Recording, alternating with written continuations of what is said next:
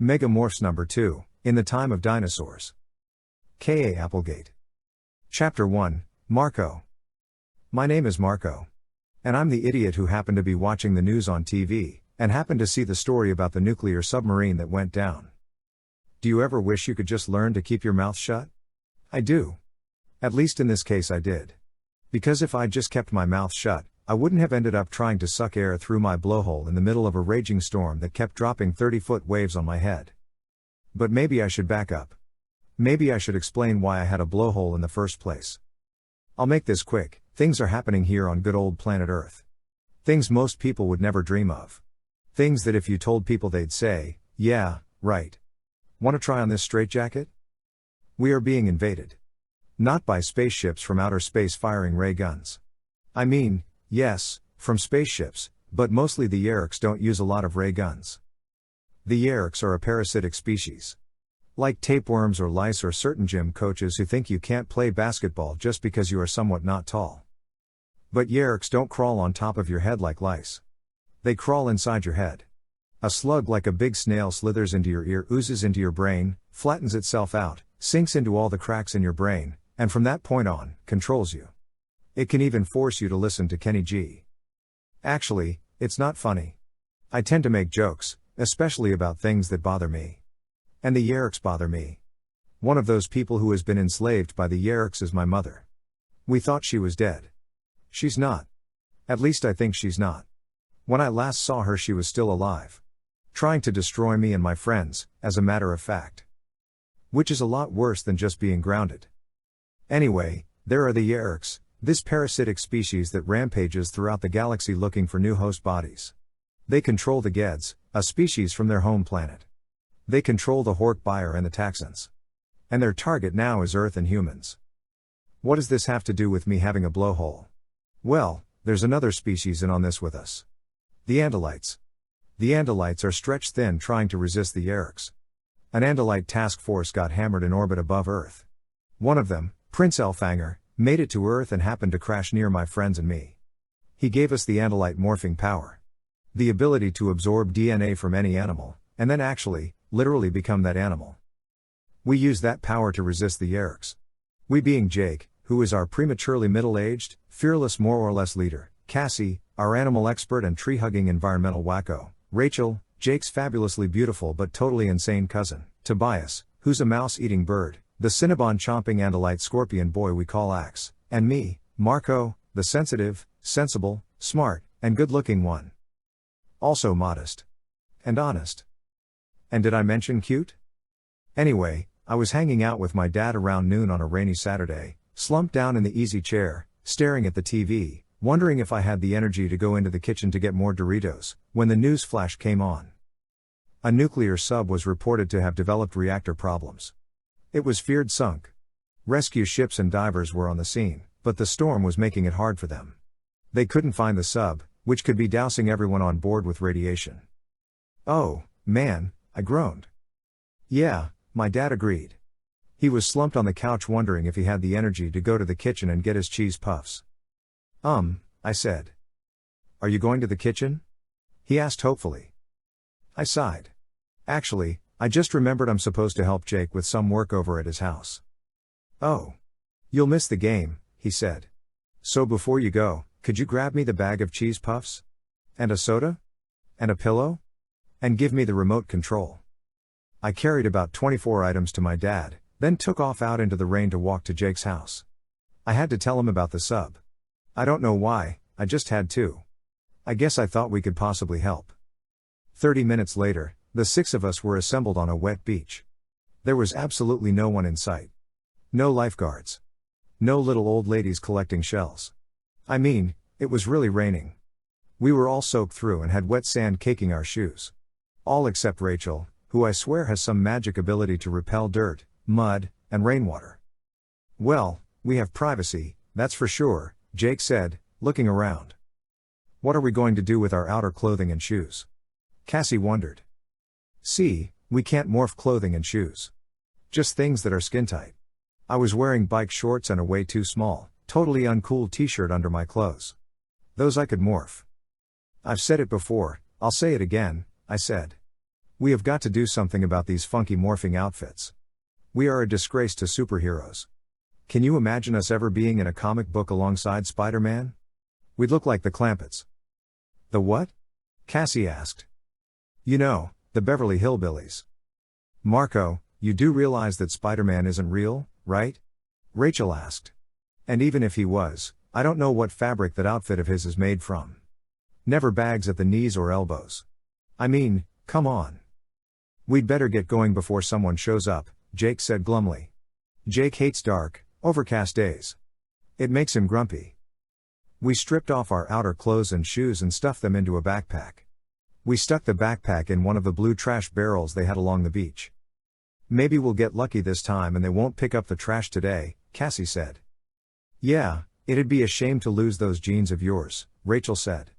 If your legs shrink 5 inches, those jeans would almost fit. Rachel and Cassie are best friends. But they don't agree on the importance of clothes. Come on, Tobias called down from above. There are guys out there who might be dying. Let's just get it over with already. Floating over our heads was Tobias, a red-tailed hawk. A wet red-tailed hawk. We heard his thoughts speak in our heads. We also knew why he was anxious. Tobias does not like the water. But he was trying to act all macho about it. We waded into the water. Jake, Cassie, Rachel, and me. And Axe. Axe was in his disturbingly attractive human morph. As opposed to his disturbing true Andalite body. He had to return to his own form before he could go into another morph. He'd picked up his newest morph at the gardens, with Cassie's help, of course. Tobias had to morph straight from his hawk shape. Which, as you can guess, is not all that fun, since a hawk in the surf is pretty helpless. I swam out a ways with the others. Tobias looked around once more with his hawk eyes and pronounced the beach definitely empty. Then he sighed heavily and plunged into the water. I focused my mind on the DNA inside me. I formed the picture of the dolphin in my head. And I began to change. Now you know how I got a blowhole. Chapter 2, Cassie. I love being a dolphin. How can you not love it? I'm not crazy about morphing insects.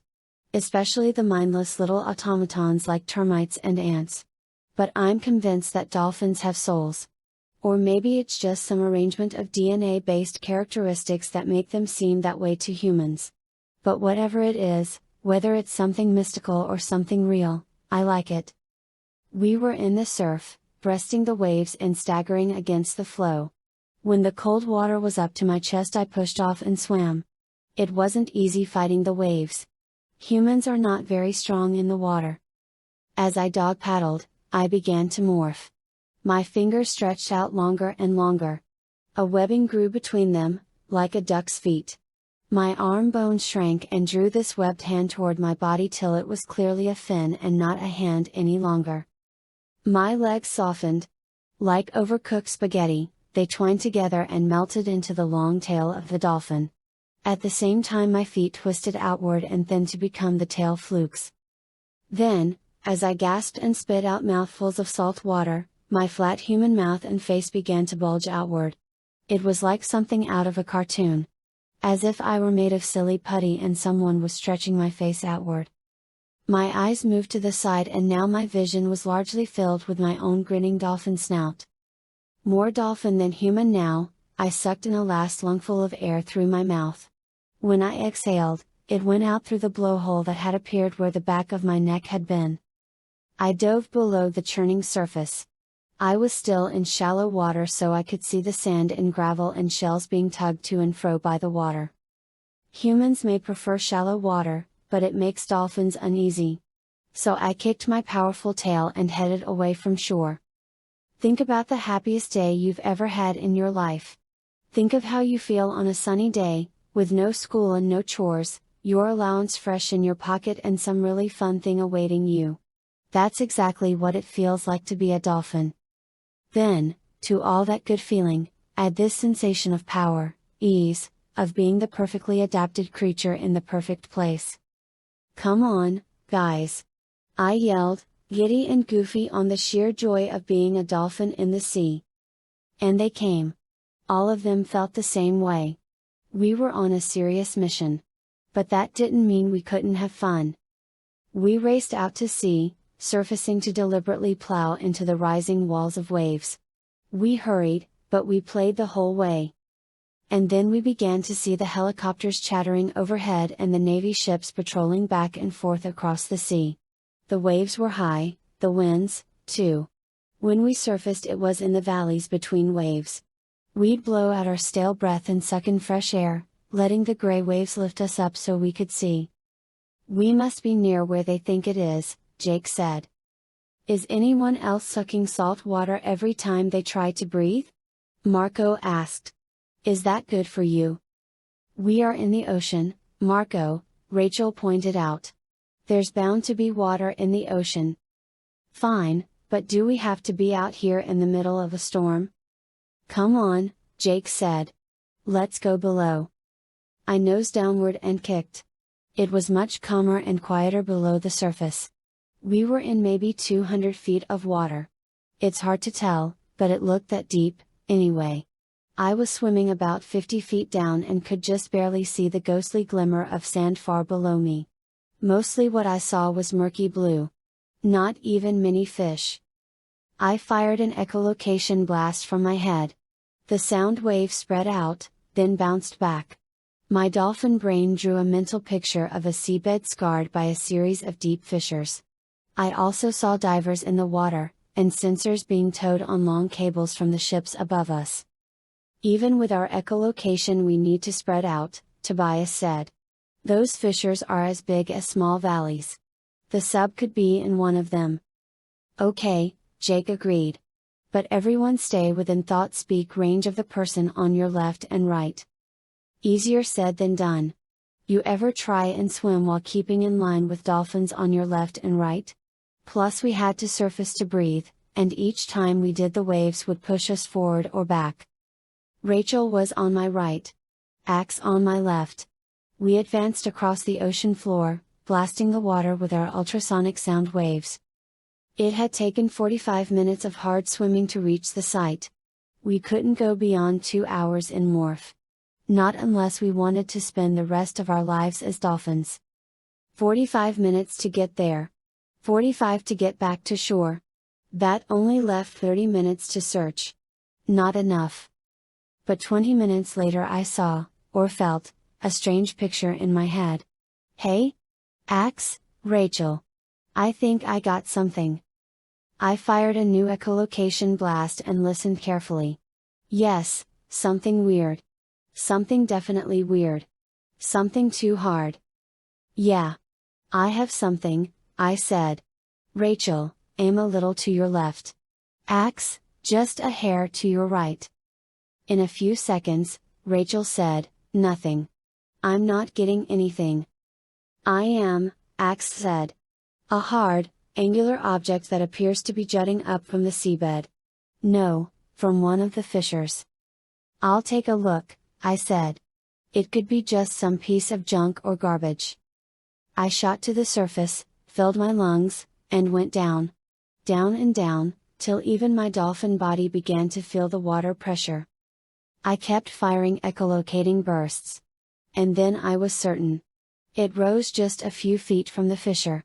But if I recalled my submarine war movies, it was a periscope. The sub's commander must have extended it in the desperate hope that someone would see it. Someone had. Although not exactly the someone he'd expected. Chapter 3, Jake. We'd found the sub. Now the question was, how could we get the Navy divers to find it? Kidnap one of them, Rachel suggested. Rachel almost always likes the direct approach. And in this case, she was right. We needed to get this done with fast.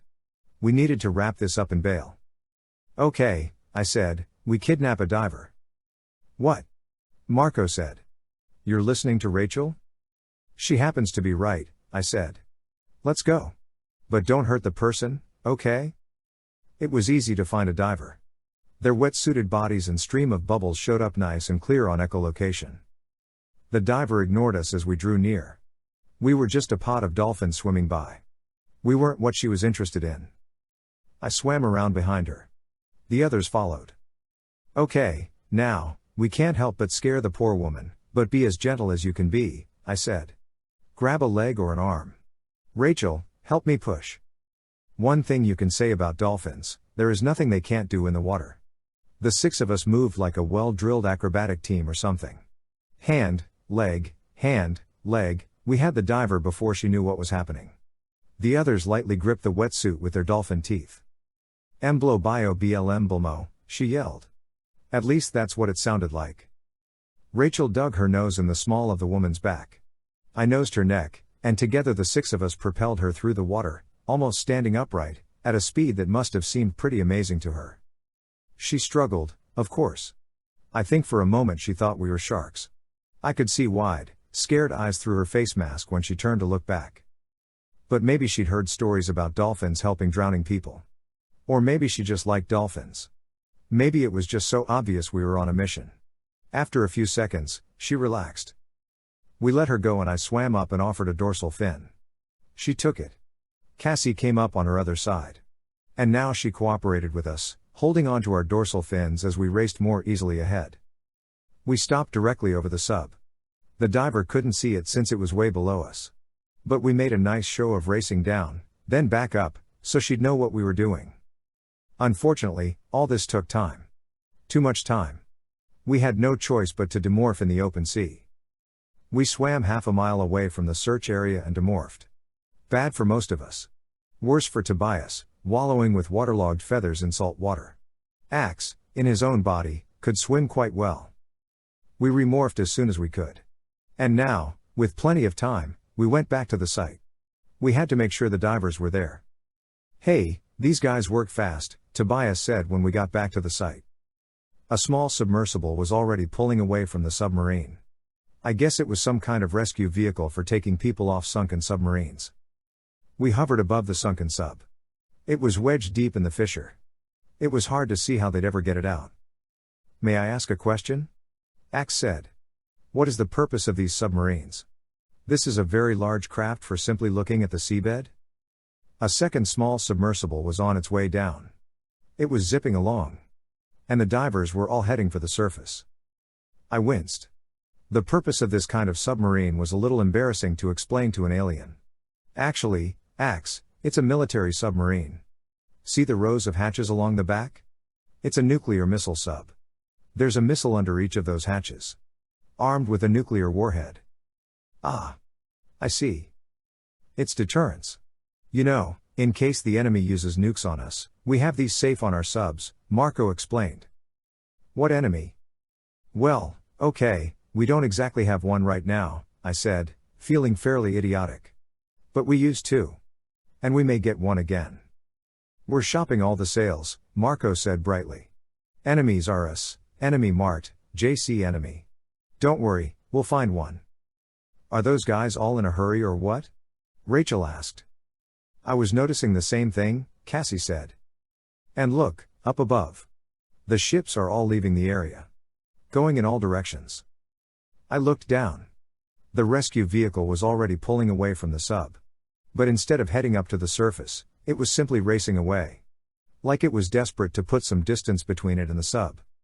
I suddenly have a very bad feeling about this, Tobias said. Outta here. I yelled. We turned and took off. We powered our tails and tore through the water like torpedoes. The rescue vehicle was a quarter mile ahead of us. I lost sight of it when we shot to the surface to breathe. Up, suck in air, down and swim, and up, suck in air, down and swim. It was slower going on the surface, but we needed to breathe because we were straining every muscle in our bodies. This is probably stupid, Rachel said. I mean, what do we think is going to, greater than? Flash. A light so bright it seemed to burn right through me. Wham! The shock wave hit us. I tumbled through a world that was being torn apart at the seams. And then that world went black. Chapter 4, Rachel. I don't know how long I was unconscious. But when I came to, I was on the surface of the water. I was lolling there like some kind of dead fish. First thought, where are the others? Second thought, how long have I been in morph? Cassie. Tobias. Jake. I yelled in thought speak. No answer. I moved my tail and flippers. Okay, at least I wasn't injured. I dove below the surface and looked around. The water was clearer than it had been. Strange, given the fact that a nuclear warhead had just exploded. Marco. Axe? I was wondering when you'd get around to calling me, Marco answered. He glided up beside me. Have you seen any of the others? No. But I was knocked out. I fired an echolocation burst. Fish? A pair of distant whales. No dolphins. Although if they were floating on the surface they might not show up. I have an idea, Marco said. We dive down, then look up. They should be silhouetted against the sun. Good idea. Only it's raining. I'd been about to say there was no sun. But the golden rays were piercing the water around me. Must have cleared up. Man, we may have been out a long time. We dove down deep. We looked up. And there, outlined against the sun, were 4 tapered shapes. Come on, I said and shot toward them. I bonked one of them with my nose. Hey? What? What? Tobias yelped. Geez. You scared me to death. Good grief, I thought you were one of those lousy wildcats. Tobias, only you would wake up suddenly and worry about wildcats, Marco said. Try sleeping in a tree in the woods, he grumbled. You'll worry about them, too. We nudged each of the others. Axe and Jake revived. Cassie revived, too. But she woke up screaming in pain. Ah! Ah! That's when we noticed the blood leaking from her eyes and blowhole. Oh, it hurts. Demorph! Jake yelled. Trying, oh. Gradually the gray rubbery flesh melted away and a human girl emerged. As she demorphed, the dolphin's pain was left behind. I nuzzled in close, giving her a dorsal fin to hang onto. Wow, that really hurt, she said calmly, once her human mouth was back in place. She looked around. Why is the water so calm? Why is it sunny? She lifted herself up a foot out of the water, using Jake and me as support. Then she settled back. Am I awake? Of course. And this isn't a dream? Can't be a dream, Marco said. There's not a single Baywatch girl around. Carmen is always there when I dream. You're sure this is reality? Cassie asked before I could make a crushing remark to Marco about the total impossibility of Carmen Electra ever even looking at him. Cassie, it's not a dream, Jake said. Okay. Then why is there a volcano over there? No one said anything for a few seconds. Then all at once we dove down under, leaving Cassie floundering and yelling, hey! I dove down 20 feet, turned and powered my way straight up. I exploded from the water, smooth and sleek as a missile.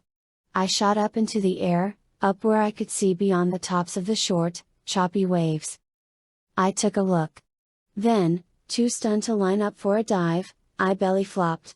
The first dolphin in history to belly flop. There's a volcano over there. There's an actual volcano. We don't have a volcano. I would have noticed that. That was a definite volcano, Tobias agreed. Is it some weird effect from the explosion? Jake asked. Like maybe setting off that bomb in the fissure caused some kind of sudden eruption. We have to get back.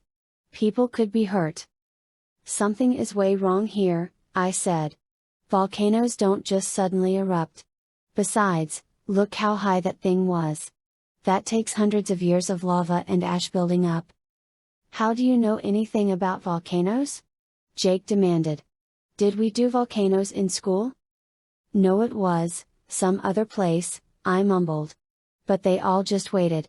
Waited to hear how I knew about volcanoes. Oh, all right. It was the magic school bus, okay? They went into a volcano. Excuse me, Axe said politely. But something very large is coming toward us. A pair of creatures of some sort. I just echolocated them. A pair of whales, I said, dismissing it. I saw them earlier. I think we need to haul back to land and see what.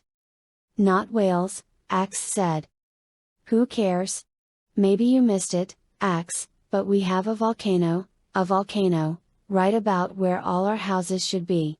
Let's get going. Cassie, you need to. What is that? Cassie asked. She was staring hard, but she started to morph back into dolphin. What? That? I turned to follow the direction of her stare. We all turned. It rose 10 feet from the water. A very long neck. Like a gray-green giraffe. On the end of that neck was a sculpted, streamlined head about 2 feet long. And coming up, right behind it, was another tall neck and head. No way, Tobias whispered. What is that, the Loch Ness Monster? Marco cried. It's Visser 3 in morph. I said. No, wait, can't be. There are 2 of them. No way. Tobias said again. They're coming after us. Cassie said. As I said, Axe said smugly, not whales. Chapter 5, Tobias. I knew what it was. Or at least I knew what it looked like. But I wasn't about to say anything. If I was wrong, Marco would tease me about it till the day I died. Besides, it was impossible. Totally impossible. So I didn't say anything. But oh, man, I hauled my dolphin tail out of there. They're too fast, Jake said. Man, they're fast. We were plowing up the now placid water. We were going flat out. But the creatures were gaining on us. And the whole time in my head I was going, no way, no way. And yet with each glance at those long necks, with each flash of those snake heads, I became more convinced. The creatures were no more than 100 feet back. We can't outrun them, Jake said grimly. We either have to split up or fight. Fight? Rachel said. They're just some kind of big squid or something probably. Let's get them. I liked Rachel even before I became a hawk. But now I really like her.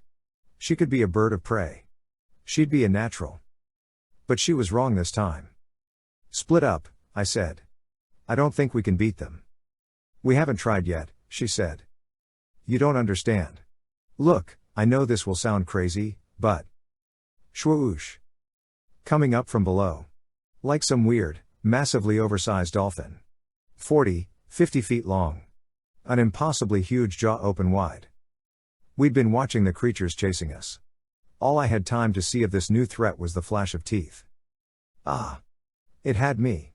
No time to move. Up I went. High into the air, trapped in those massive jaws as it broke the surface. It tossed me up. Just like I'd seen seabirds do with a fish. Tossed me up, opened its massive jaws, and swallowed me whole. I was being swallowed. I was unconscious, then conscious again, then unconscious. I hit water. No, not water. Too warm. Hot.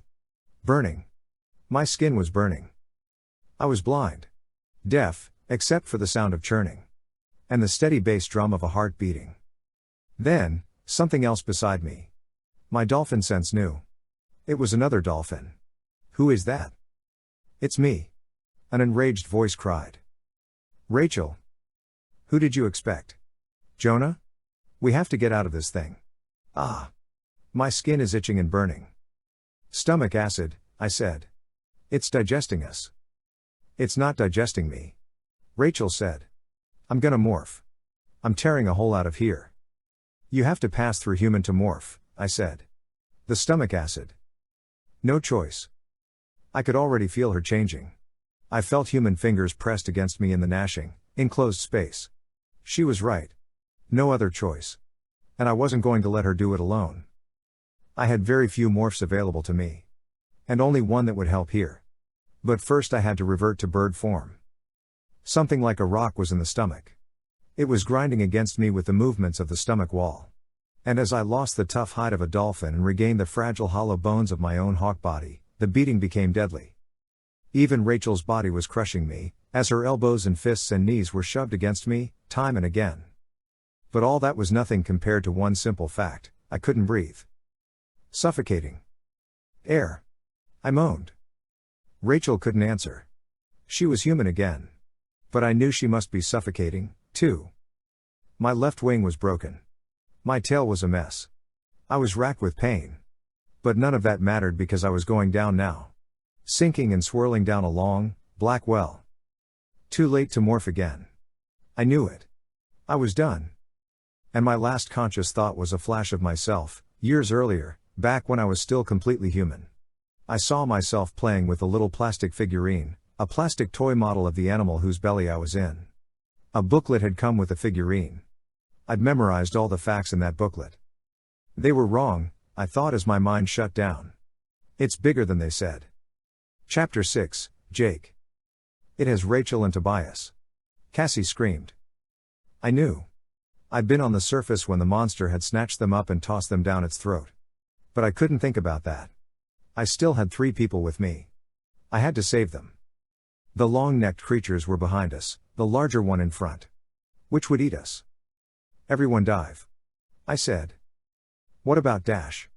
Marco began. Do it. I roared. Down we went. Down 50, 60, 70 feet.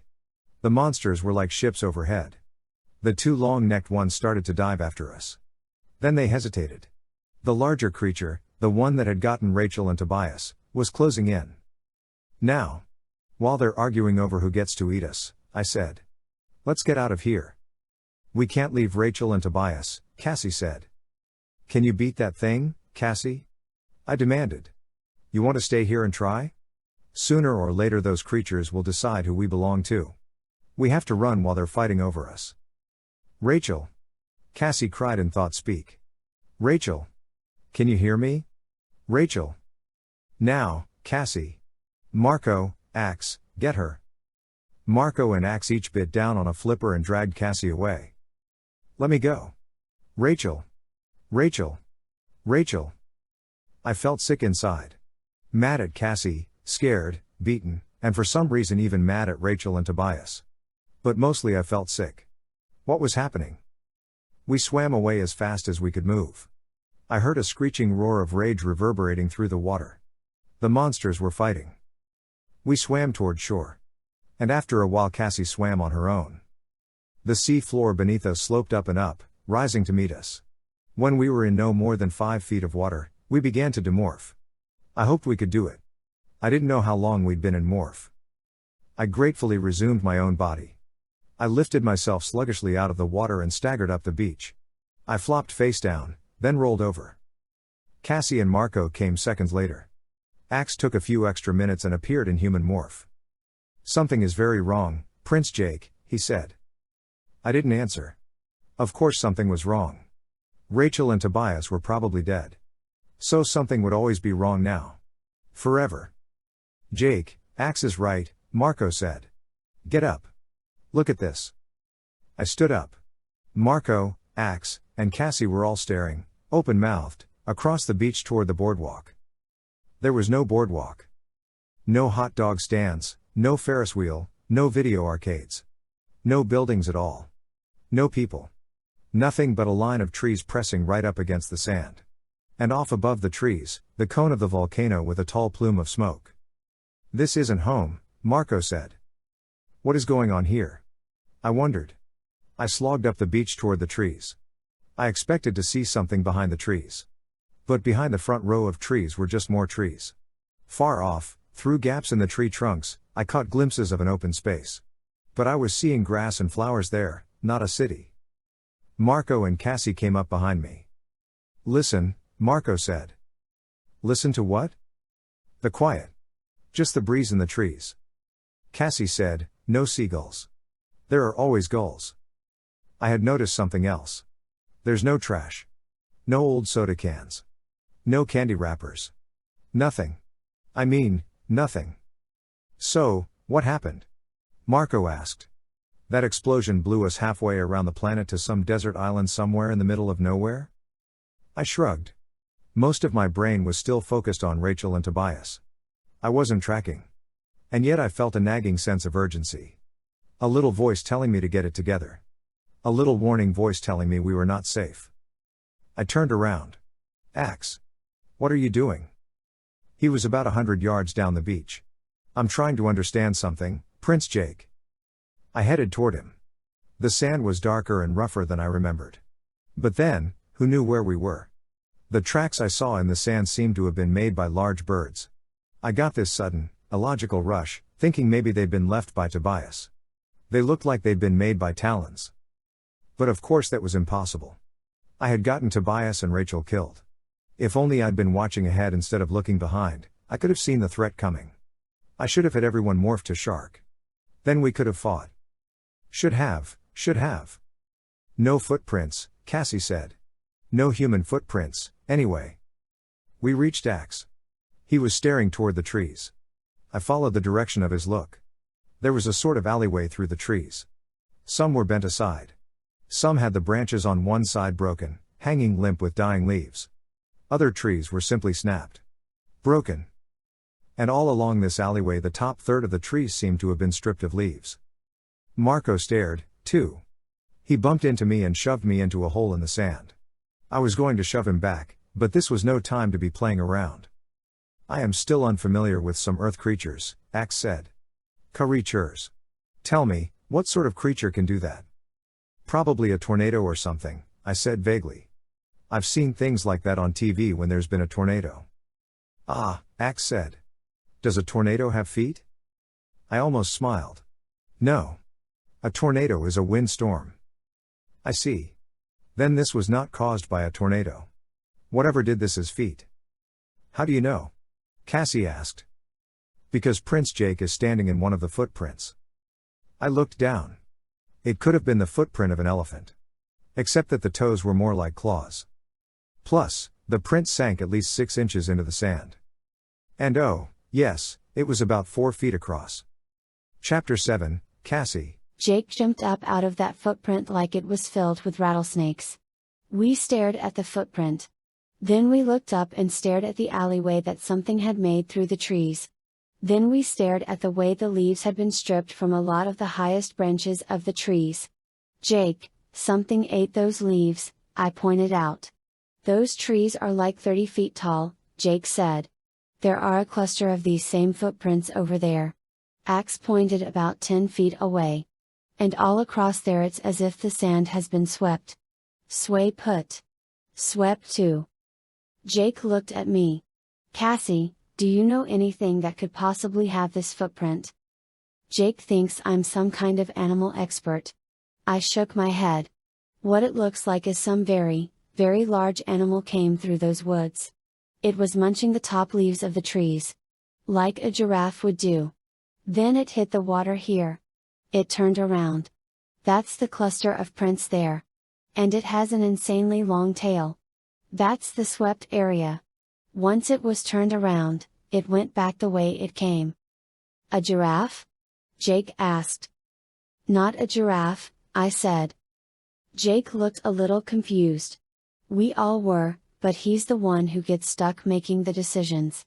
I felt sorry for him. He'd been right to drag me away from those sea monsters. I should have told him that. But poor Rachel. Poor Tobias.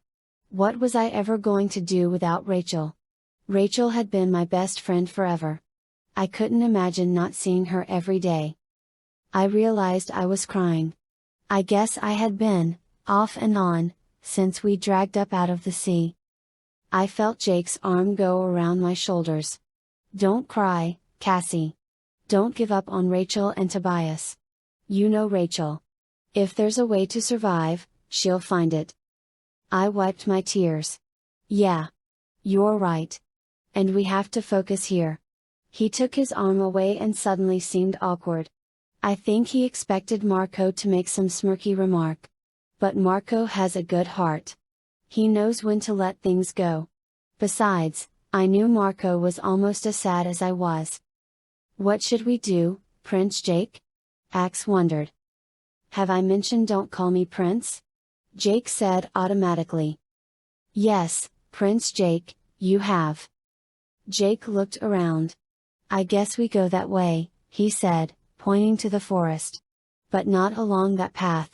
Whatever crushed those trees and made these tracks, we don't want to run into it. But obviously, wherever we are, some island somewhere, Africa, South America, wherever we are, there have to be people, right? Just not here on the beach. So let's go find them. I found myself looking back at the sea, at the surf that lapped almost peacefully on the coarse dark sand. Was she still alive somehow? Jake was right, if anyone could get swallowed by a whale, or whatever that thing had been, and survive, it was Rachel. I caught a glimpse of a clearing way back in the trees, I said. Could be a village there. Jake led the way into the trees.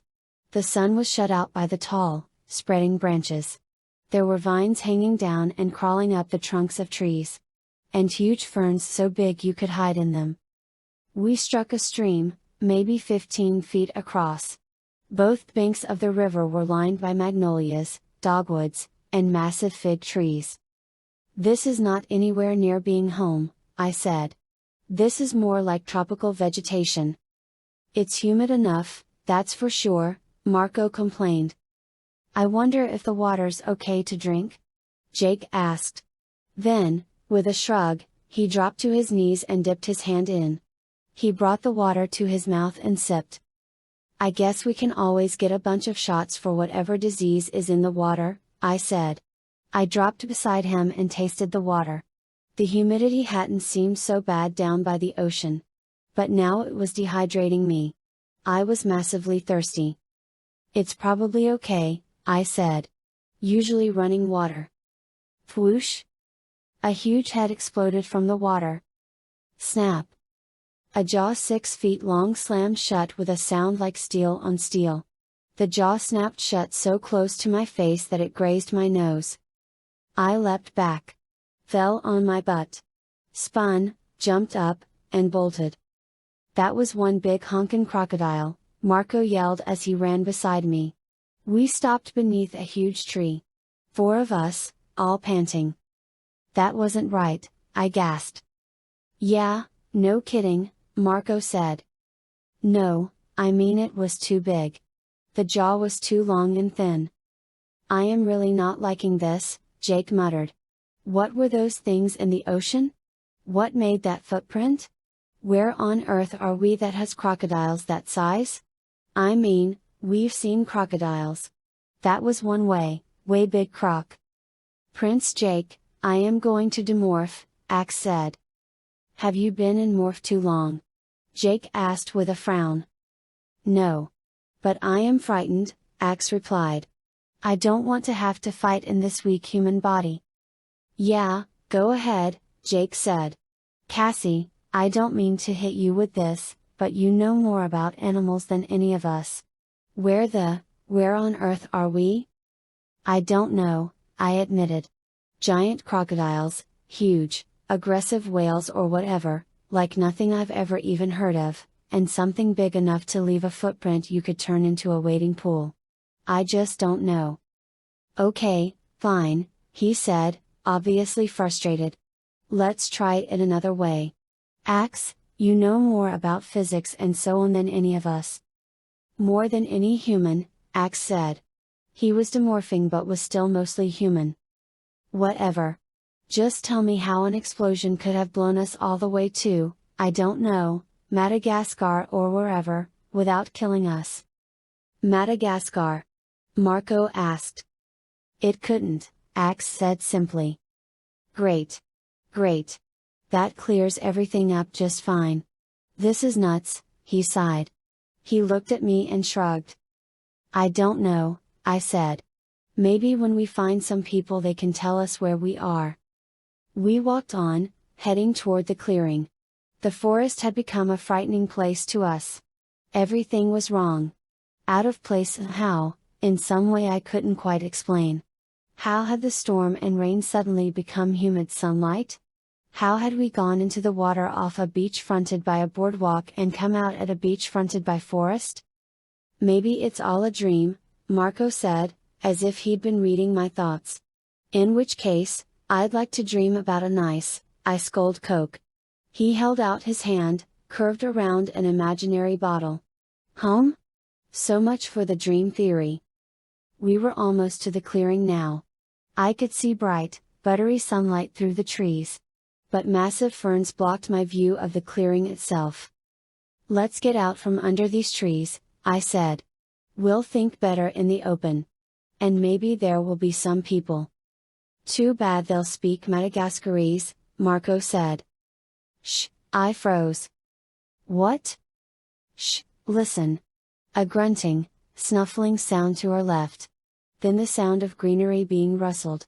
Then more snuffling. The sound of eating? Something munching leaves, I said. There's been way too much munching already, Marco muttered. No, it's okay, I said. If it eats plants, it won't eat us. Could be a cow. If it's a cow, maybe it belongs to someone. And if it doesn't belong to anyone, maybe we can eat it. I'm starving. We threaded our way cautiously toward the sound. The closer we got, the more confident I was. Yes, something was grazing. But did cows eat leaves? No. Deer, maybe? I pushed aside a fern frond. And there it was. It was perhaps 20 feet long from head to tail. It stood on 4 elephant-like legs. It had a long neck that made up a third of its length and was balanced by the long tail of equal length. Along its back were bumpy, bony things, like armor plating that only covered that one area.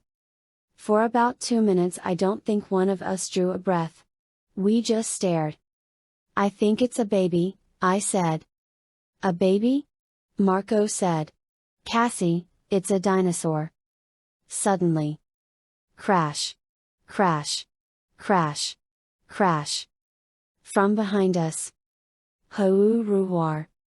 The ground shook from the impact of its huge, taloned feet. The blast of its roar shivered the leaves and buckled my knees. I spun around just in time to see it leap. It jumped over us like we weren't even there. Jumped over us with its awful, hawk-like talons. It landed with one huge foot on the ground and one holding the side of the little dinosaur. Down came the head. That huge square, familiar head. The Tyrannosaurus opened its massive jaws and closed them at the base of the baby dinosaur's neck. I didn't know what was happening. My mind was gone. Gone in out of control terror. We ran. Chapter 8, Rachel.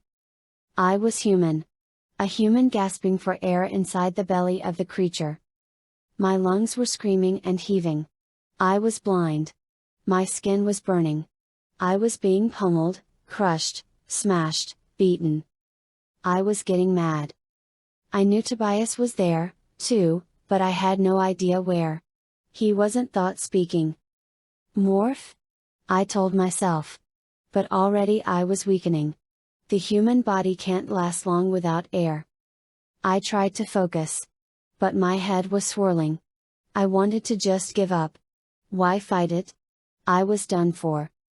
Not yet, you're not done for, Rachel, I told myself. Not yet. I might not survive, but by God, I was going to deal with this creature before I went down. From far off I could sense the changes occurring. I knew I was growing. But too weak, no time, no time. And once I dug out I'd find water. Not air. Air? I needed air. Some nagging part of my brain kept saying, lungs. I felt like saying, yes, I know. I'm suffocating. I know all about my lungs. They hurt. They're heaving, gasping, crying for air. And I swear, as I swirled down into the darkness, there came a voice, clear as a bell in my head. My own voice, but from outside of my own head. No, you idiot, it said. Not your lungs. Duh? It was the weirdest thing. But suddenly I could see myself clearly. I even knew that I was halfway morphed. I had blonde hair on my head and coarse brown fur on my face. I was crushed inside the gizzard of the beast. A tiny, crumpled bundle of feathers was pressed against me. I could see it all. But better than that, I could see what the voice meant. I was enclosed in a cage made up of massive ribs. But right there, just a foot away, was air. I drew back my massive paw. The paw of a grizzly bear. A paw that could destroy a man with a single, backhanded swipe. I drew that paw back and I extended my wicked, hooked claws, and I thrust that paw straight out. I twisted and pushed. The twist ripped and the power of the thrust dug my paw deep into the creature's insides. Hurry!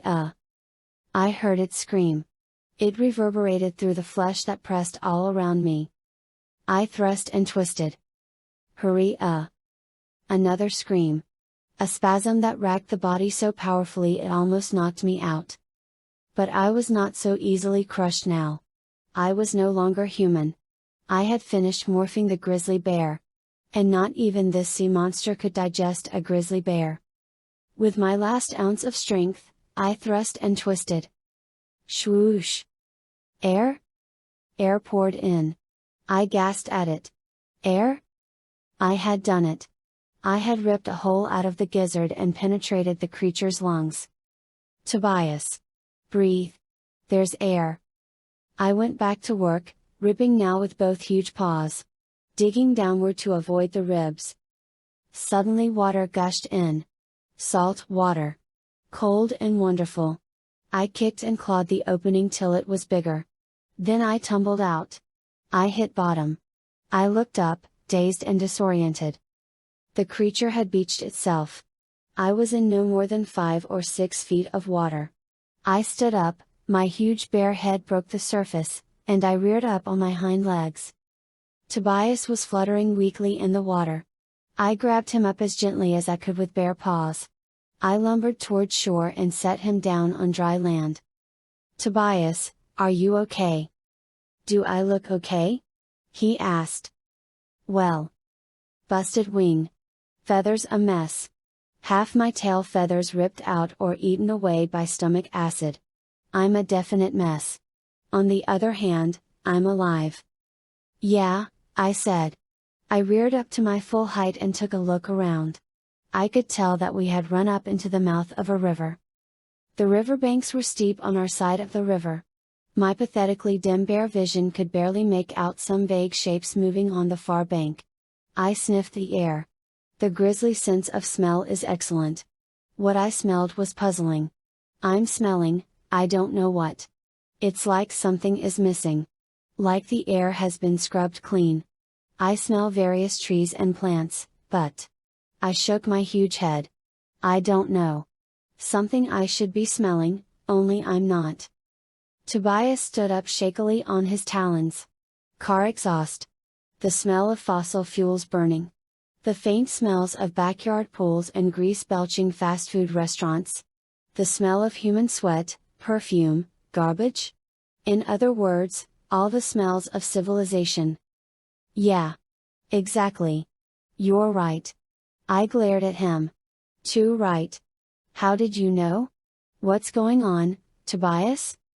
Well, my wings and tail are a mess, but my eyes are still working. I can see what you can't. You can't see smells. No.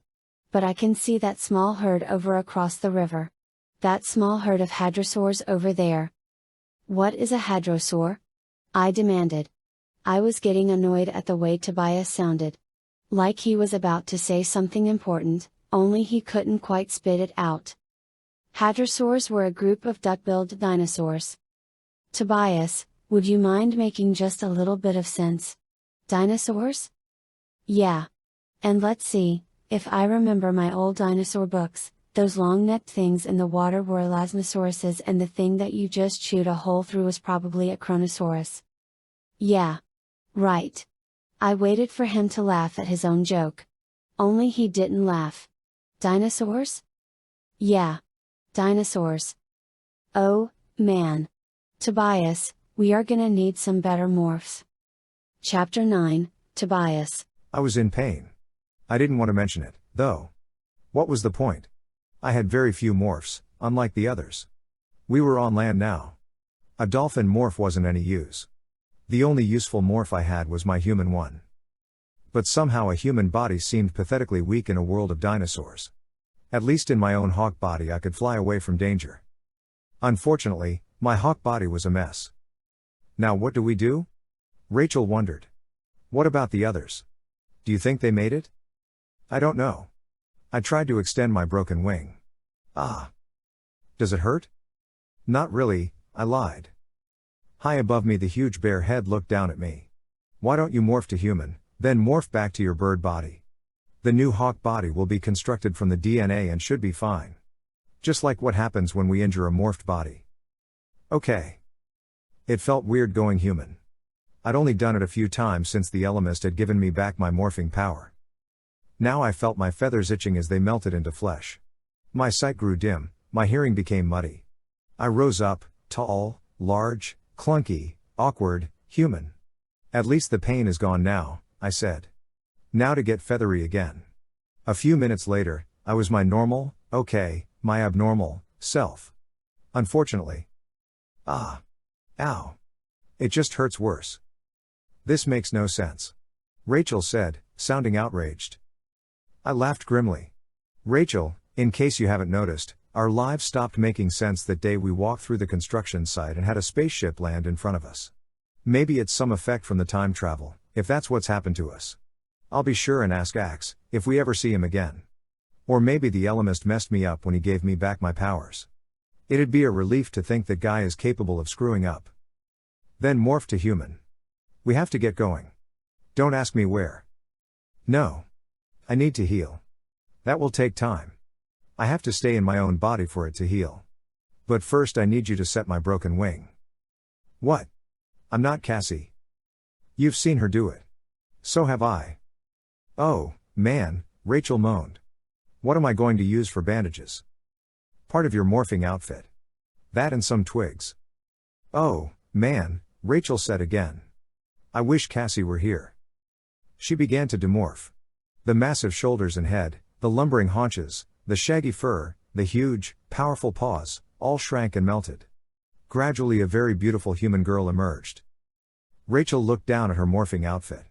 It was a black, one-piece leotard. Okay, so I go to the bare midriff look, she said.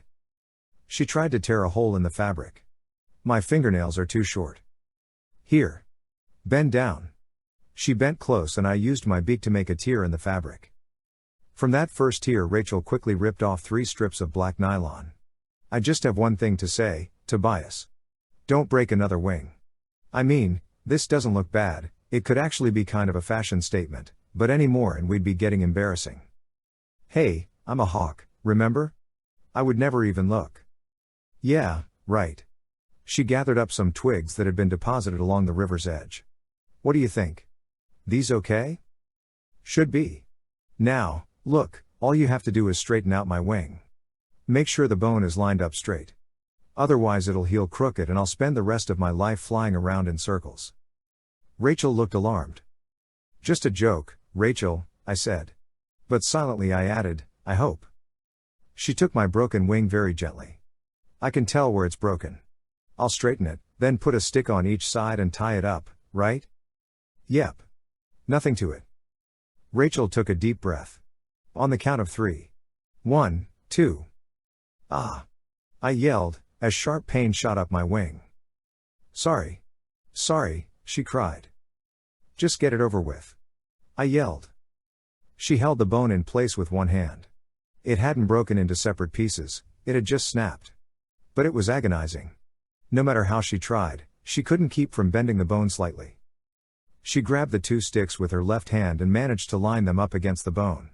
She transferred the pressure to her left hand and there came a new wave of pain, so severe it made me sick inside. She quickly wound 1 strip around my wing. Tighter, I said. It'll hurt you. It'll hurt worse if my wing doesn't heal. She tightened and I tried not to scream. The other 2 strips went on easier. She checked the knots, then sat back and wiped her face with the back of her hand. She was sweating and pale. I don't know how Cassie does things like that, she said. You did great. No training, no experience. Come on, you did great. She stood up, and for the first time with decent eyes, looked across the river at the small hadrosaur herd. Oh, my God. What is this, Jurassic Park? Probably more like Cretaceous Park. I think hadrosaurs were more common in the Cretaceous period. Rachel glared at me. I've known you a long time, Tobias. I don't remember you ever talking about dinosaurs. I was so into dinosaurs when I was little, I said. I was staying with my uncle at that point. He liked to drink. He'd sit in his lazy boy and start yelling at the TV and cursing, and then yelling at me if I made any noise.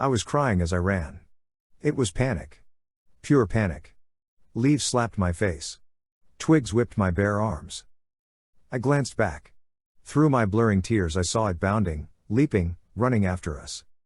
40 feet long, from head to tail. 12,000 pounds. 7-inch, serrated-edged teeth. But it was the eyes that were the worst. They were intelligent, eager eyes. Hungry eyes. Eyes that seemed almost to laugh at me, helpless creature that I was. Could I morph? Morph what?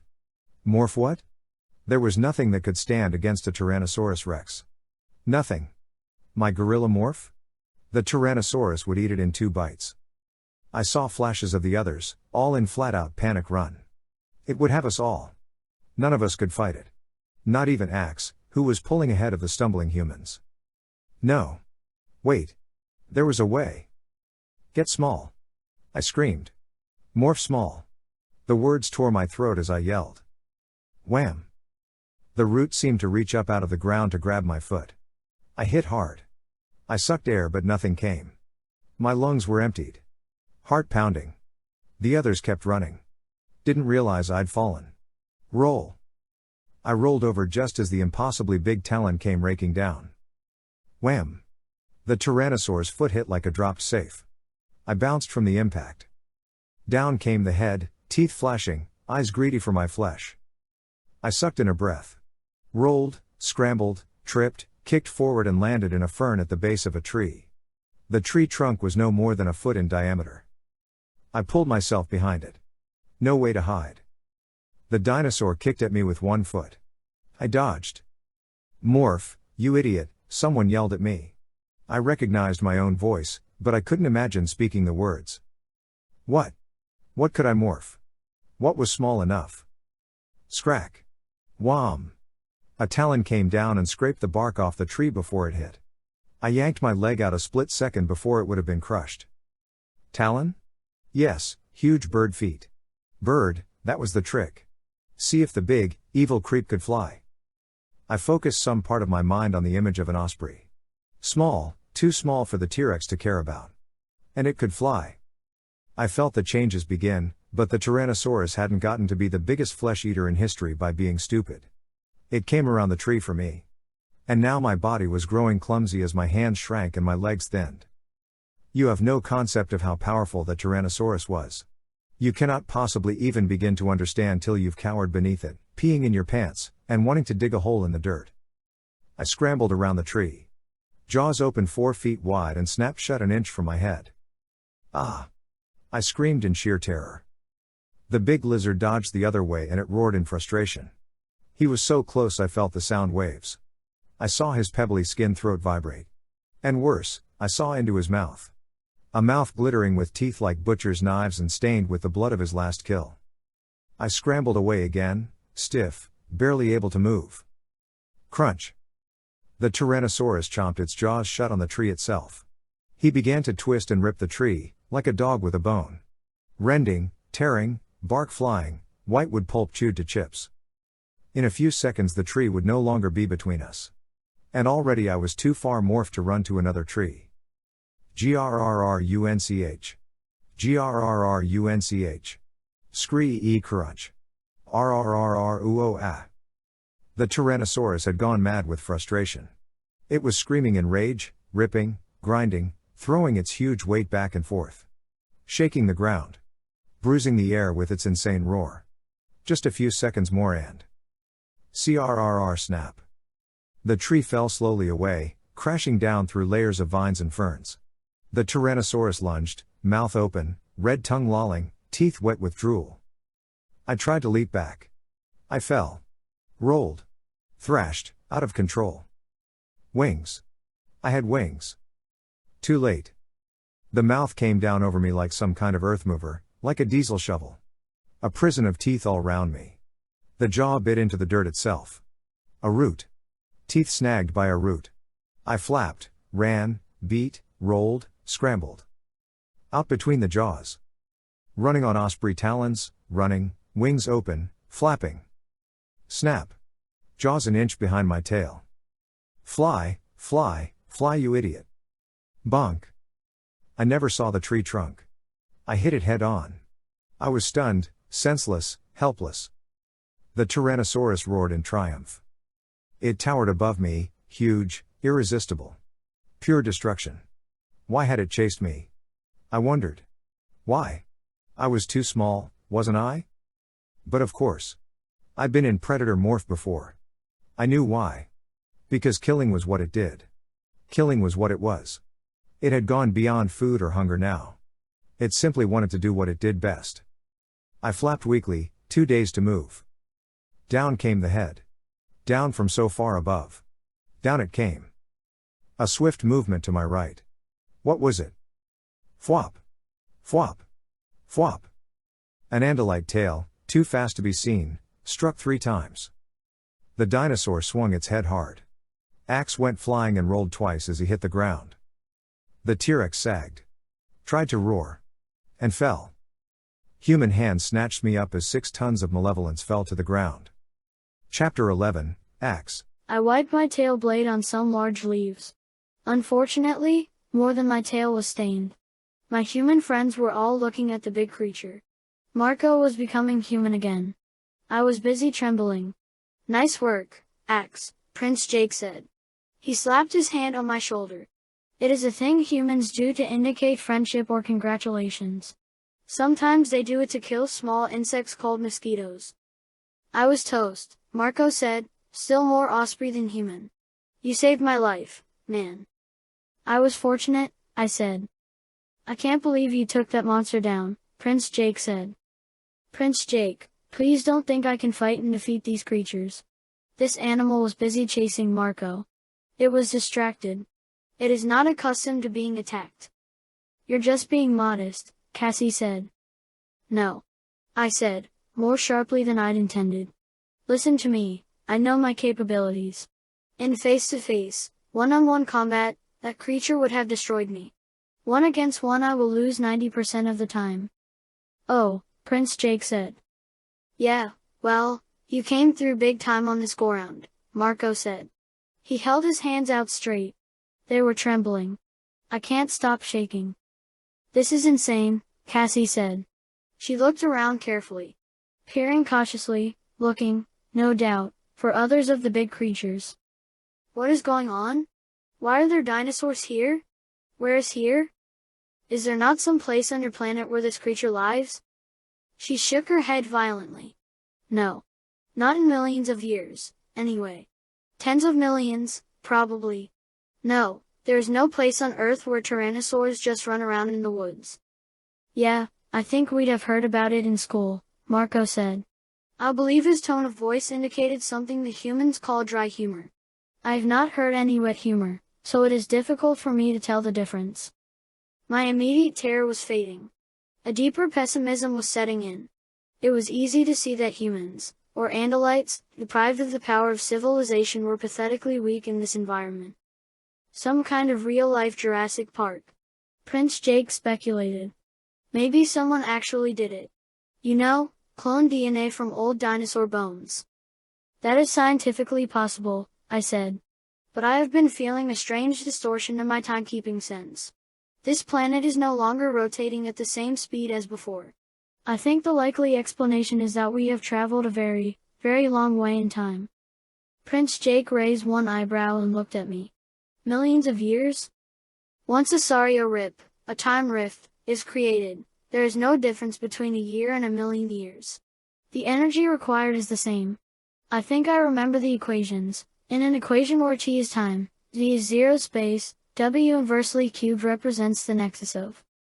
Oh, Marco said, raising his hand. You saved my life. Don't undo it by killing me with algebra. I'm not an expert, of course. We studied the Sario effect in school. But I may not have been paying very close attention. Who knew I'd ever need to understand time rifts? How do we get back? Cassie asked. I don't know. There's no way of duplicating the event that created the Sario rip. That explosion in the submarine. What? You can't just whip up a fusion bomb? Marco said. Fusion bomb? I asked. Then I laughed. I knew I shouldn't, but you have to admit, it was funny. A fusion explosive? That's what it was? I assumed it was a small proton shift weapon, at least. Fusion is only used in children's toys. You know, to make the little dolls speak and so on. My human friends stared at me. So the Andalite Toys R Us must be a wild place, huh? Marco said. Let's focus here, Prince Jake said impatiently. Rachel and Tobias may have been killed. In any case, there's nothing we can do about it. We are millions of years in our own past, and there's nothing we can do about that. We're in the age of dinosaurs, and none of our morphs can even begin to fight things like. He jerked his thumb at the massive corpse. Like that. So the question is, what do we do? Prince Jake had summed up the situation very well. We were trapped in an exceedingly dangerous world where we could do almost nothing to defend ourselves. I turned my stalk eyes toward the Tyrannosaurus's head. The mouth was partly open. The sight of those teeth made my insides watery all over again.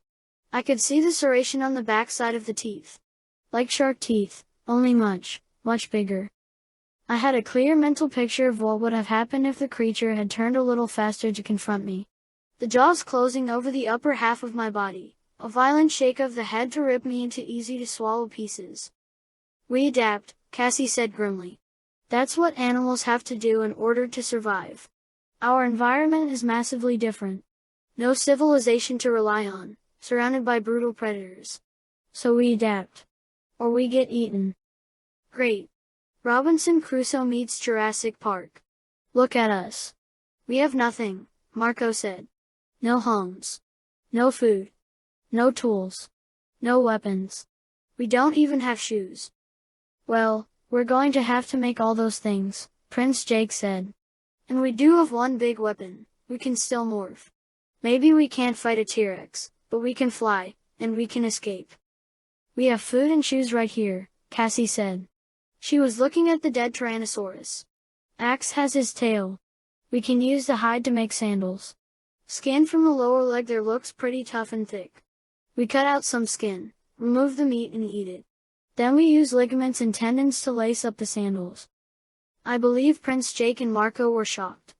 Humans are strangely squeamish at times. I can never predict when. Wow, Marco said. Wow. You're kind of getting into this, aren't you, Cassie? Cassie walked up to the dinosaur and placed one hand on its leg. She tested the skin with her fingertips. Look, Marco, my best friend is gone. Tobias is gone. I don't want any more names added to that list. We need food. There's no Burger King anywhere nearby, okay? We're not big or mean enough to be predators in this environment. We've moved way down on the food chain. The best we can be is scavengers.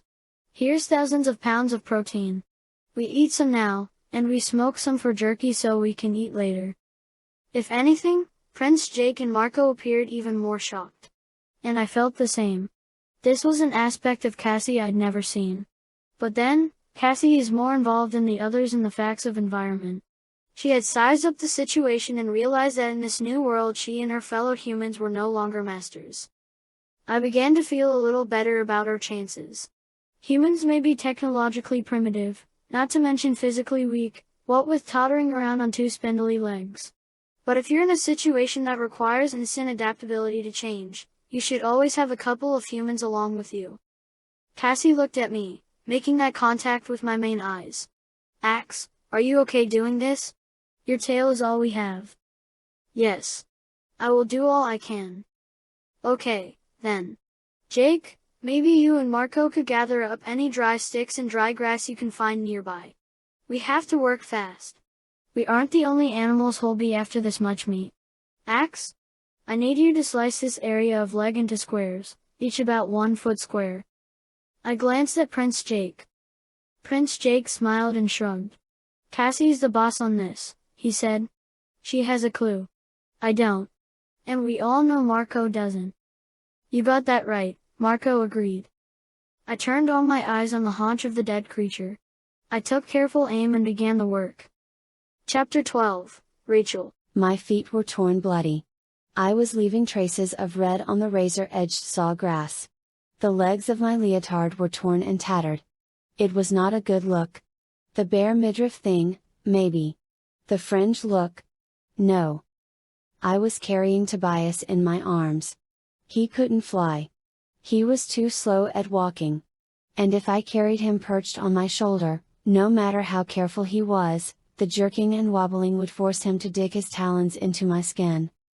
Not fun. Especially not fun because the whole time I was expecting some murderous dinosaur to come ripping out of the woods to our left. You doing okay? Tobias asked. Sure. No problem, I said, trying to sound cheerful. I could stand a little less humidity, maybe. Yes, it is, damp. His groan of pain made me feel guilty for thinking about my own problems. Tobias, maybe you should morph to human for a while. I'm sorry. You must be getting tired of carrying me. No, it's not that. It's just that your wing is hurting you. If you were in human morph, there wouldn't be any pain. I can only stay in morph for 2 hours, Rachel. Then I have to demorph and I'm right back where I started.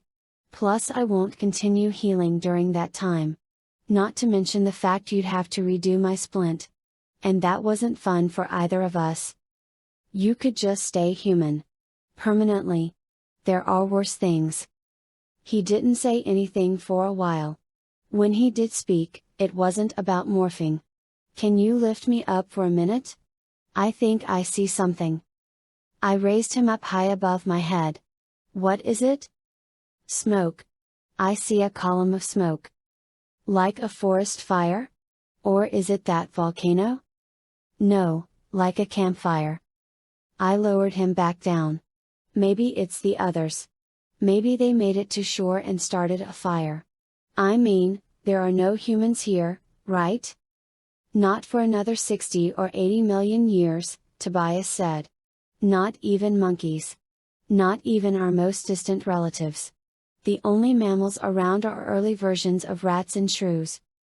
I smiled. If Marco were here he'd make some snide remark about you having plenty to eat, at least. Tobias laughed. Yeah. And speaking of which, at least we have water as long as we stay by the river. On the other hand, what if that smoke is from Cassie and Jake? We have to go find out. Besides, the sun's going down. We could use a fire. You go, Tobias said. It looks like it's about 2 or 3 miles away.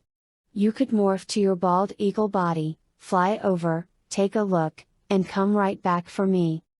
Yeah, right. Like I'm going to leave you here in the middle of nowhere, helpless. He argued with me a little. Said he'd be okay and so on. But there was no way. We decided to drink our fill from the river. Then we turned away from it toward the smoke. Already it was harder to see in the fading sunlight. The sawgrass gradually gave way to shorter grasses. And the forest that had been on our left the whole time receded. We were walking now across a plain that looked like something you'd expect to see lions roaming. But we were tens of millions of years away from lions. Lions I could handle, I muttered. What? Nothing. Just thinking out loud. Oh, man. What? I have to set you down for a second, I said. I laid him back on the golden, foot-high grass.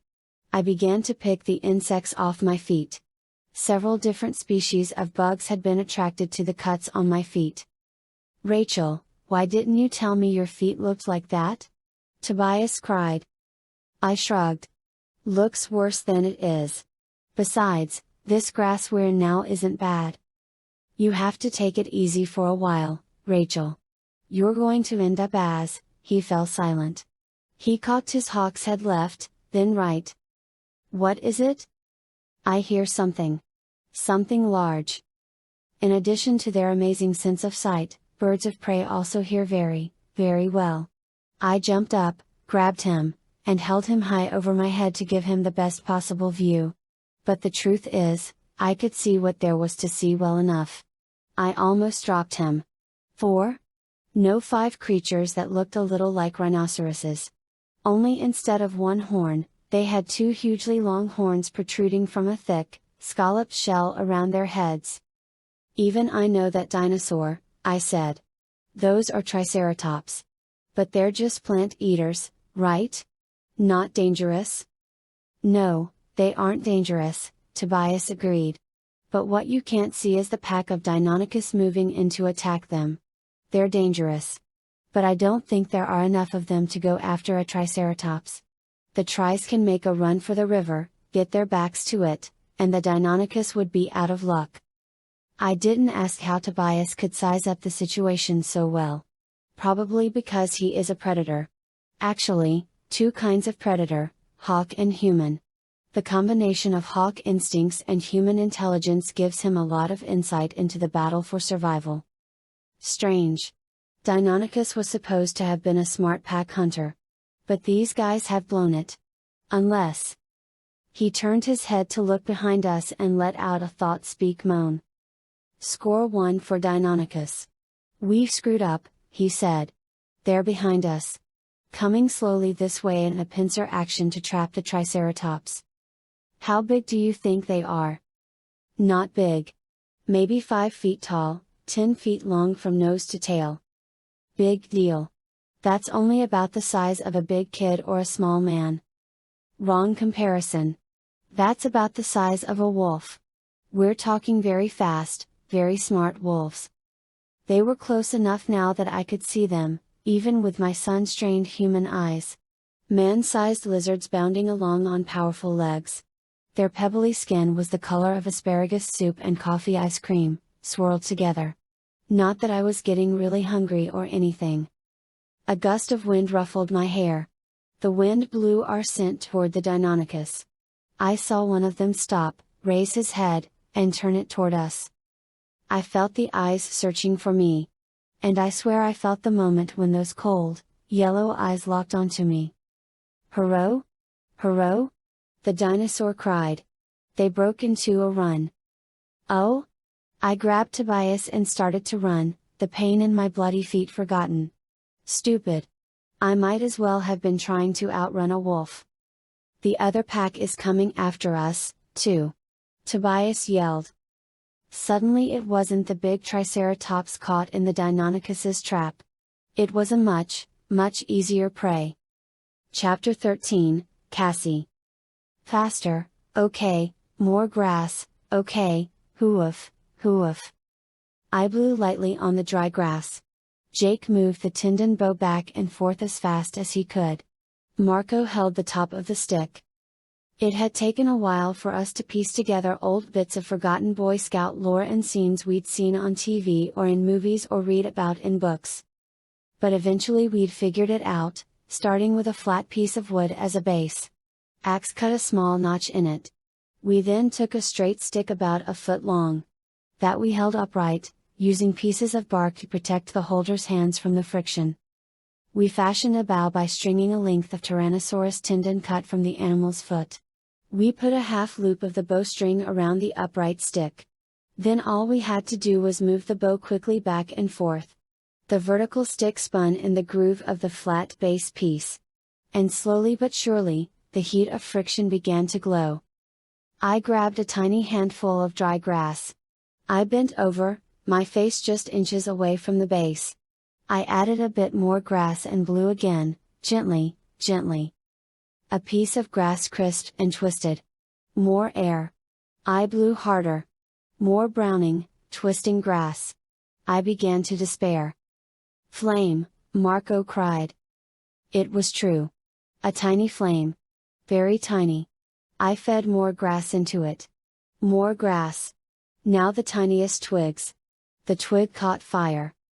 I looked up at Jake and Marco. Their faces were shining. Wow, I whispered. This is the first deliberately made fire. Ever?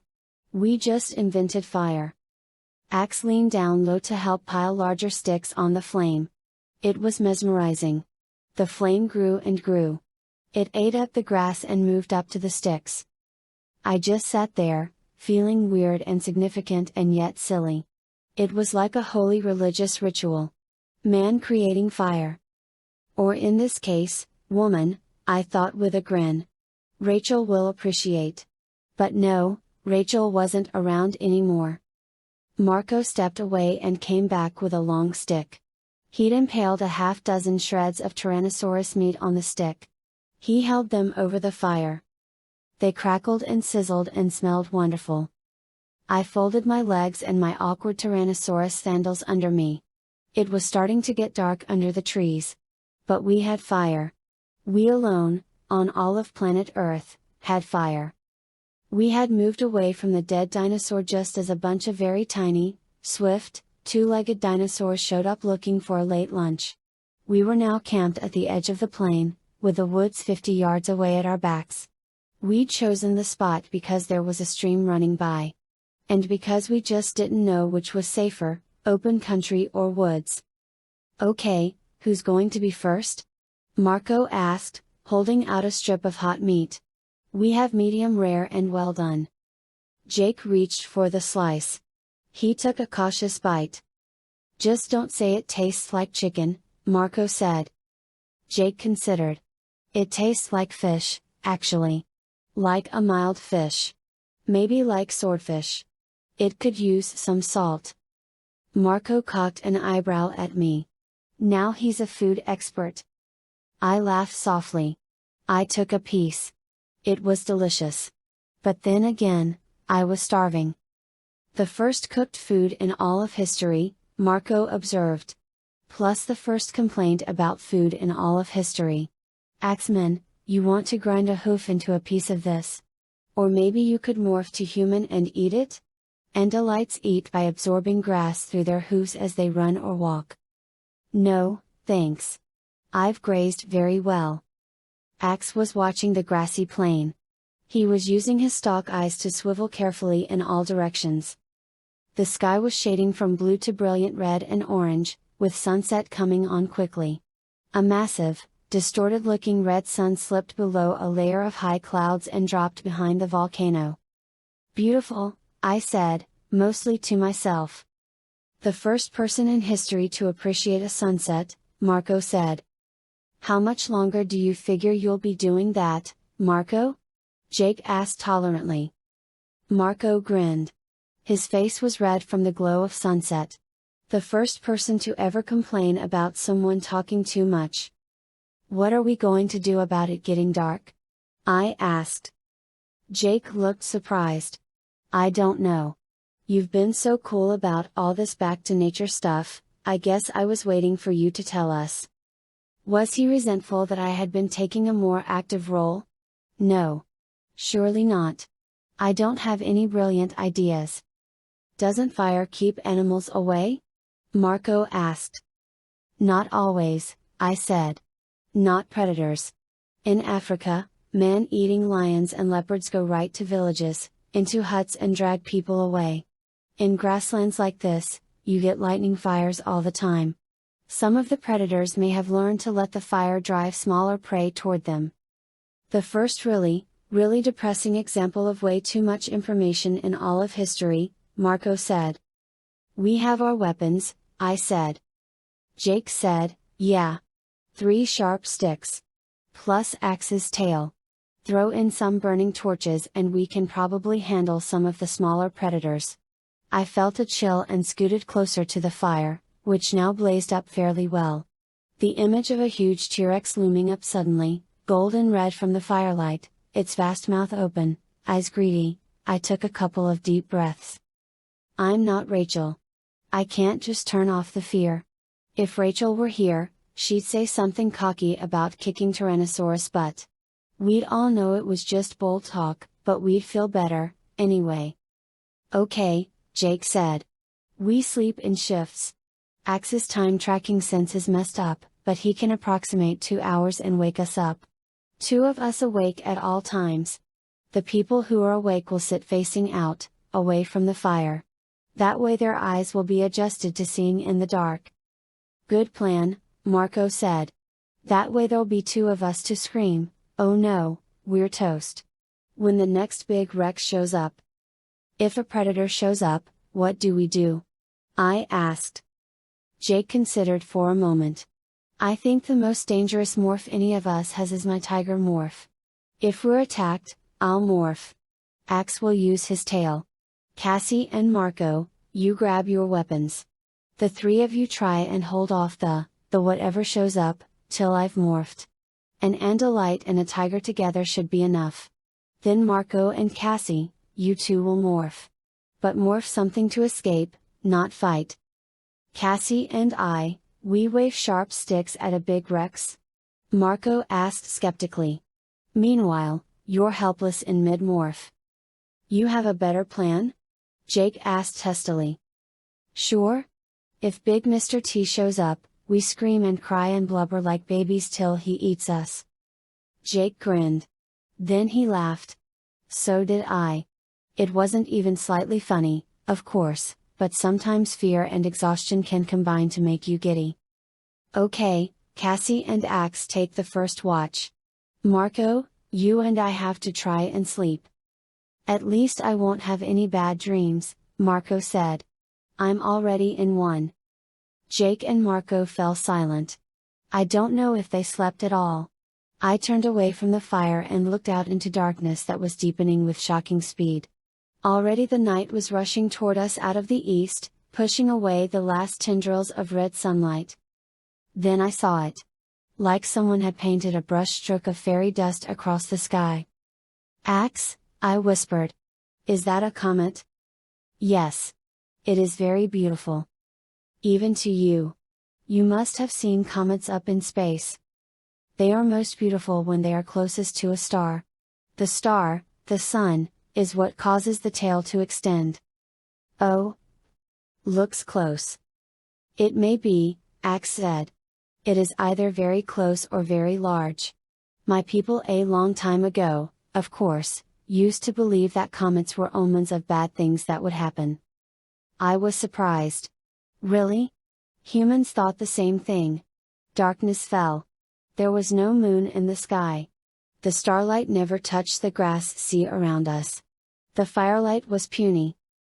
Are you scared, Axe? Yes. Me, too. I felt the stick in my hand. I felt the fire at my back.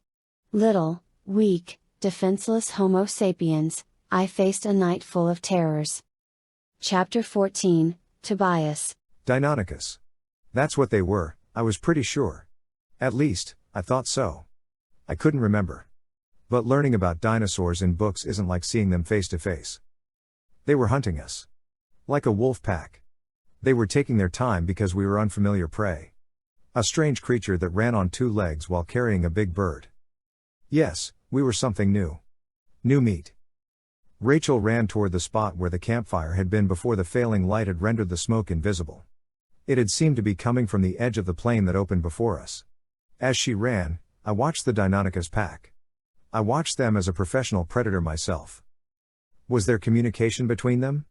It sure seemed like the 2 bands of Deinonychus were moving in concert. It was a triangle, basically. One group behind and to the west. The second group level with us but to the east. We were running north. If we veered slightly left, we'd hit the edge of the forest. Was that the right move? Rachel, head for the woods. Why? She managed to gasp. Rachel's in shape, but running barefoot while carrying a hawk is not easy. They're pack hunters. I think the two groups can see each other and adjust to each other. Even in this light. In the trees they'll lose their line of sight. Rachel didn't say anything. But she did veer left a little. Toward the trees. I focused my hawk eyes on the westerly group. They were speeding up. A quick glance to the east. They were speeding up, too, but only after the first group did. I thought so, I said. The leader of the pack is with that western bunch. I think I know which one it is. He's got about a foot of his tail missing. The Deinonychus were running now. They were quite fast. And so close I could see details of the leader, the pebbly lizard skin, the way the tail stuck out stiff as a board for balance, the placid expression on that intelligent face. His weapons were formidable. He stood no taller than a short man or a tall boy. But his jaw could close over a human head.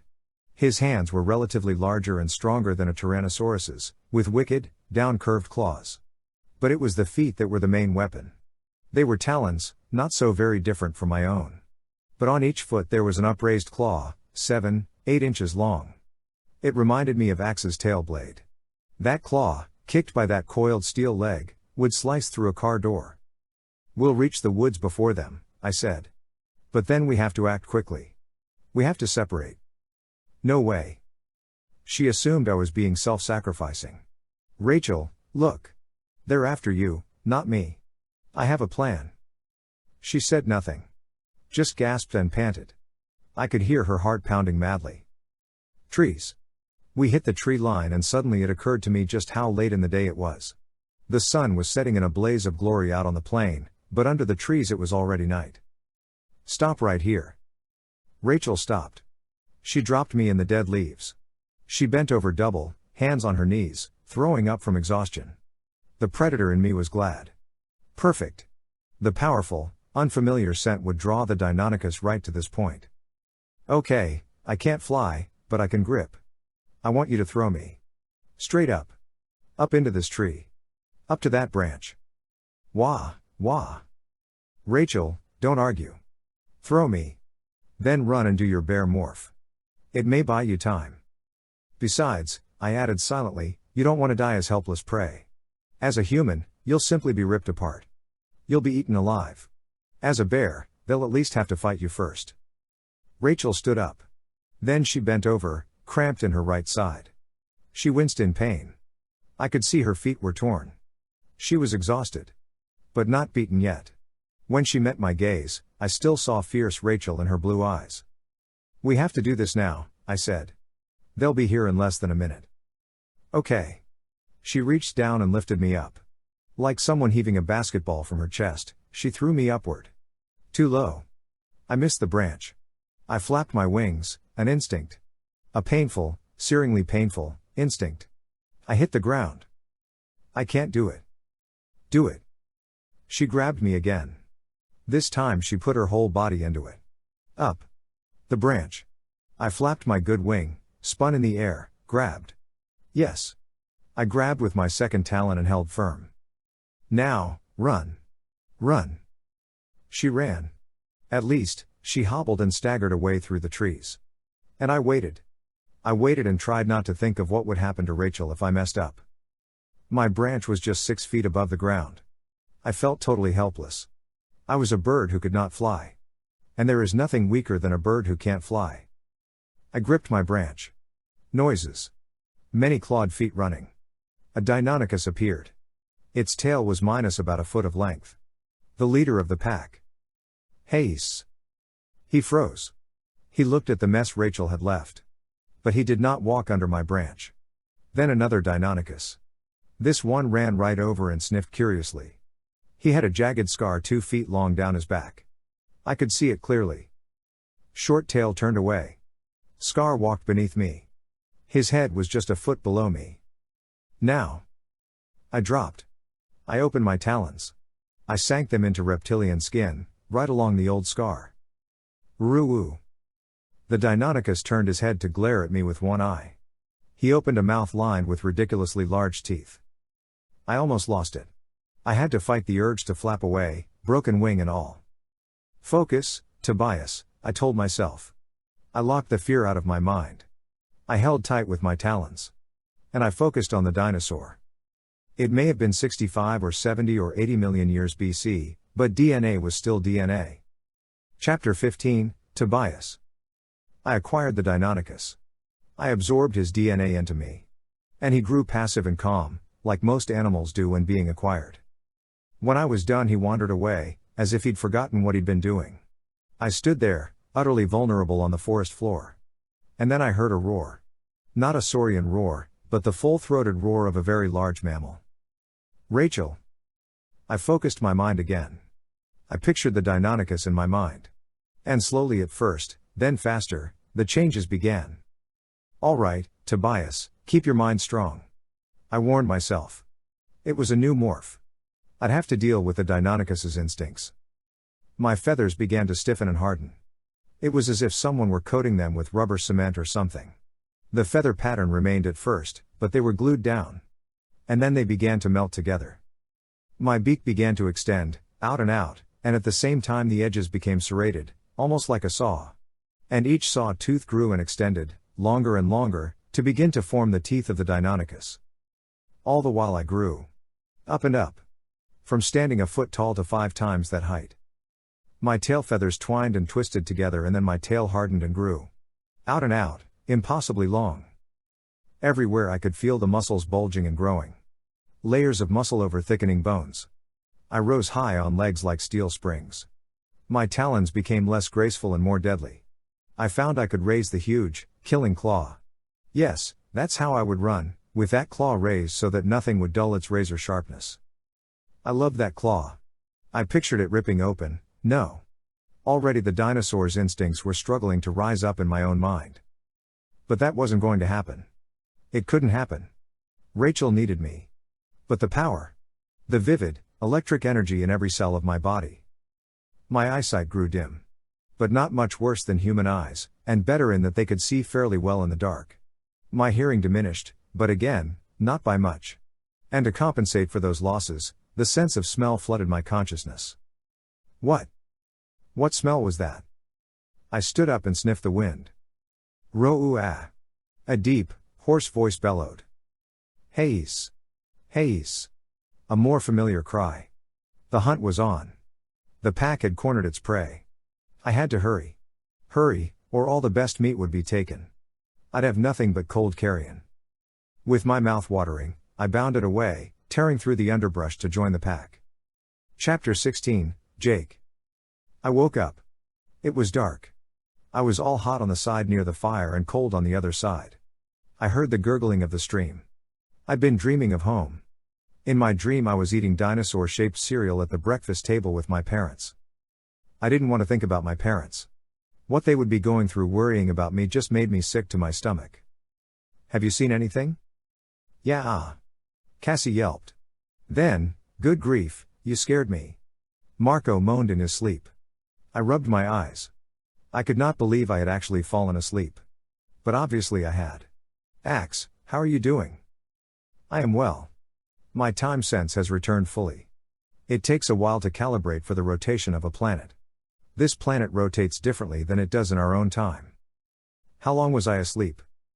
Approximately 1 of the current hours and 52 minutes. He came close and tossed another piece of wood on the fire. I stretched out my foot and poked Marco. He moaned again. Then he sat up. Oh. So it wasn't a dream. Too bad. Cassie, you and Axe can. I stopped. I had looked up at the sky. What is that? It's a comet, Cassie said. Isn't it absolutely beautiful? Yeah. Looks awfully close. I gazed up at the sweep of bright dust trailing from the brilliant head. It is. In the last 3 hours it has grown noticeably larger. I glanced over at Axe. He was outlined against the stars, a dark shadow with stalk eyes turning restlessly. It's not going to hit us or anything, is it? I laughed when I said it. I don't think so. First of all, the odds against any particular comet hitting a particular planet are very large. Millions to one at the very least. Especially since Earth is not large enough to exert much of a gravitational pull. Besides, the comet is now so close and moving so quickly, I have been able to keep track of a rough trajectory. It will be very close. No more than 1 or 2 diameters of Earth, perhaps. But I believe it will miss. Well, that's a relief, Marco said. I wouldn't want to get killed by a comet and cheat the dinosaurs out of eating me. You two get some sleep, I said to Ax and Cassie. Marco and I will take over. But actually, first I have to take a little walk. I left the cozy glow of the fire and headed into darkness. 20 feet, and the fire already seemed like part of some different world. It was so dark. I looked back and it was as if the fire and the comet were both floating in the same empty space. I did what I had to do, then I saw it. A flash. A sudden flash of light. Low on the horizon to the north. Was it a meteorite? A falling star? No. There it was again. Faint. A tiny stab of red light. Again. Again. I hurried back to the others. Look to the north. Do you guys? A flash like the sun exploding. High overhead. The flash lit up the entire landscape for just an instant. But in that instant I saw them, a herd of vast creatures. They stood on 4 tree trunk legs. They had tremendously long necks and tails that were just as long. It was impossible to know their actual size, but they had to stand at least 4 or 5 times my own height. And from head to tail they had to be 40 feet. I'd seen at least 10 of them moving toward us along the line of the stream. And in that same flash of light, the huge dinosaurs had seen something, too. Coming up behind them, on their trail, like a monster in the night, a Tyrannosaurus. Boom. Boom. Boom. Boom. The big dinosaurs bolted, breaking into a panicked run. Straight for our camp. What was that flash? Cassie cried as I ran for the fire. Everybody run, I yelled. It's a stampede. Stampede? What is this, a cowboy movie? Marco demanded incredulously. Move. Boom. Boom. Boom. Boom. Boom. Boom. It was like the worst thunderstorm in history. Creatures 5 times the size of elephants were stampeding. Every step of those big feet was like a pile driver. Get across the stream, I yelled. Where is it? What stream? Just follow me. I ran, making sure Cassie and Marco were keeping up. Ax, I didn't have to worry about. He was far faster than any of us. The thunder grew louder. All around us. I saw a vast bulk beside me, blocking out the stars. The panicked herd was all around us. Whoa. My knees turned to jelly. I tripped. I hit hard. The wind was knocked out of me. A massive, taloned foot landed inches from my head. I rolled. I slammed into a tree trunk. No, the leg of the long-necked dinosaur. Scree-ee. The terrified animal cried as the Tyrannosaurus bent low. I saw teeth glittering in moonlight. I saw a glowing yellow eye. I heard the chomp of the Tyrannosaurus's jaws as they clamped down. I was beneath the long-necked dinosaur as it fought. If I'd stood up and stretched, I would have just reached its belly. Tree trunk legs pounded around me in a frenzy. And all the while the 2 animals roared and screamed and bellowed in terror and rage. I covered my ears and screamed. A battle of giants right above me. I couldn't see anything but darkness blotting out stars and the faintest outline of a creature the size of a whale. I was a cockroach being hunted with sledgehammers. The ground jumped and slammed into me with each impact. I couldn't even see the legs scuffling and pounding. At any second one would crush me. I curled up in a ball and tucked my head down and shook. What morph did I have to fight these titans? Nothing.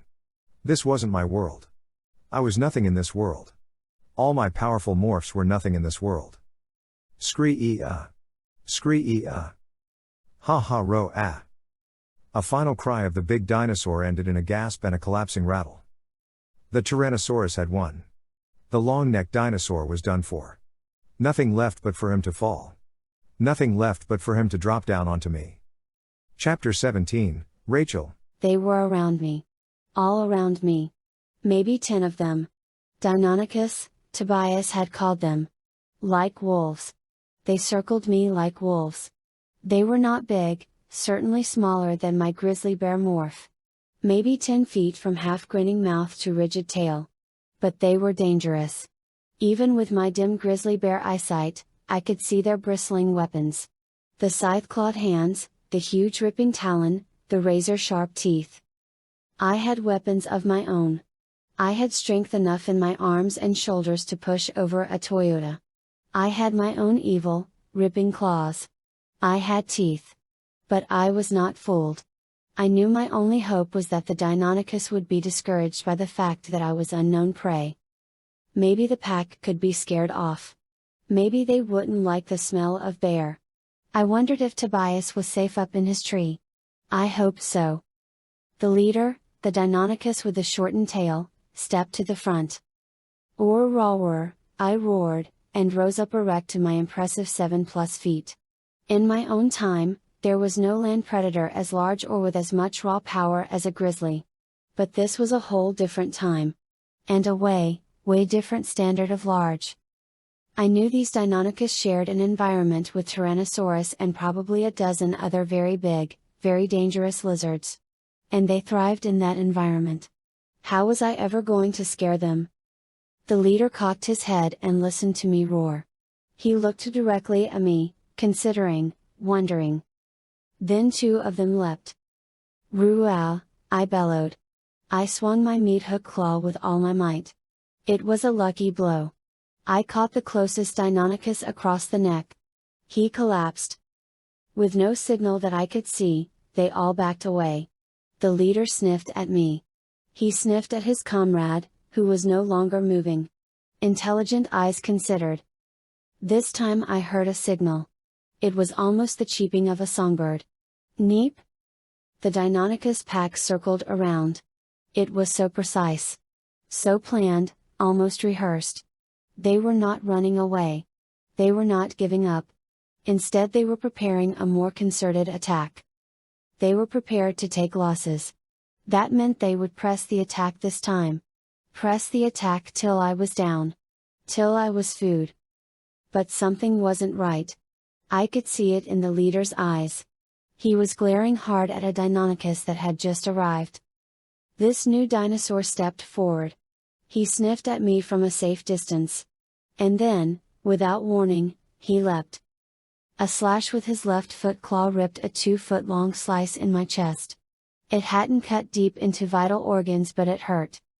"H-H-H-H-Rua," I bellowed. But there was an even louder roar. The leader of the pack screamed at the impertinent new dinosaur. The new Deinonychus jumped back, away from me, and spun around to face the enraged pack leader. The 2 Deinonychus stood bristling, face to face. A challenge. That was it. The new Deinonychus had ignored the leader. He'd attacked on his own. And that was an attack on the leader's dominance. The leader hissed. It was a low, sinister sound. He stuck his tail straight back. The challenger raised his clawed hands, ready for battle. And it was only then that I spotted the twisted pieces of fabric around the challenger's arm. Fabric torn from my own leotard and wrapped around Tobias's splint. "Tobias!" I cried. It was Tobias. It had to be. But he had ripped a hole in me.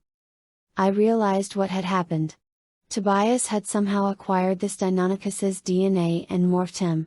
But in doing so he'd lost control. The Deinonychus's instincts had pushed Tobias's mind aside and taken control. And now Tobias was in a showdown with the pack leader. A showdown to determine who would be boss. And who would be in charge of destroying me. Tobias and the leader circled each other slowly, warily. "Tobias. Listen to me. You've morphed a dinosaur. You've lost control. It happens sometimes. You need to." The pack leader leapt. He landed, deadly feet out, mouth snapping, right where Tobias had been a split second before. But Tobias had dodged left, then crouched low to get in under the leader's guard. Chomp. Scrre. The leader jumped back, shocked. A piece of his left flank was missing. Tobias circled again, tail stiff as a pole behind him. Now the leader was more cautious. He waited for Tobias to make the first move. It wasn't a long wait. Tobias charged. With split-second timing, the other dinosaur jumped up in the air. He met Tobias's face with his own wicked talons. Slash! Scrrrea. Tobias fell back. Blood gushed from a wound in his face. The pack leader pressed the attack. Tobias stumbled back in seeming panic. Hro-ha! A cry of triumph came from the pack leader. He leapt. Too soon. Tobias was under him, ripping upward with his forepaws. He jammed his claws into the other Deinonychus's chest. The pack leader screamed and flailed. But he could not tear Tobias's teeth away from him. It was over. Tobias stood up. And he screeched a loud cry of challenge. Hurry-ya! Hurry-hurry-ya! He looked at the rest of the pack. They looked at their fallen leader. Then they looked at Tobias. And one by one, like vanquished knights offering their swords to the victor, they each lowered their noses to the ground in submission. Tobias turned. Turned to look at me. Tobias, it's me, Rachel. Listen to me, it's Rachel. I was using one paw to hold my own wound closed. The pain was intense. But the fear was greater. I saw the look in Tobias's eyes. Tobias, you are human. You are human. Get control of the morph. He advanced toward me. He was hungry. The others advanced just a step behind him. Tobias. Listen to me. You are a human being. It's me, Rachel. Your friend. You are human, you. No, I realized. No, that was wrong, wasn't it? Tobias. You are a hawk. You are a red-tailed hawk. Remember your wings? Remember flying? Flying high on the thermals? His deadly jaw was inches away. He stopped. He tilted his head. And suddenly, his entire body seemed to shudder. Rachel? He said. Chapter 18, Jake. Down it came. Like having the Goodyear blimp dropped on top of you. Only much, much heavier. I couldn't see a thing, only feel the air rush aside as the beast fell. I rolled. Hoo-ump. Ah, I cried. I was pinned. My legs were caught beneath the long-necked dinosaur's belly. Just my lower legs, and nothing had been broken, but when I tried to move I realized I was trapped. Jake, Cassie cried. Where are you? I wanted to tell her to shut up and save herself. Another part of me wanted to beg her to help me. I was shaking. Literally shaking. Like I had fever chills and I just couldn't stop them. Chomp. The huge head came down and ripped violently into the long-necked dinosaur. Chomp. The Tyrannosaurus was eating ravenously. Just a couple of feet above my head. Then I guess it chomped into something tough, because it yanked. And that yanking lifted the big dinosaur's weight off me for a second. I was out. I rolled. I jumped to my feet. Oof. I went down. My legs had gone numb from being pinned.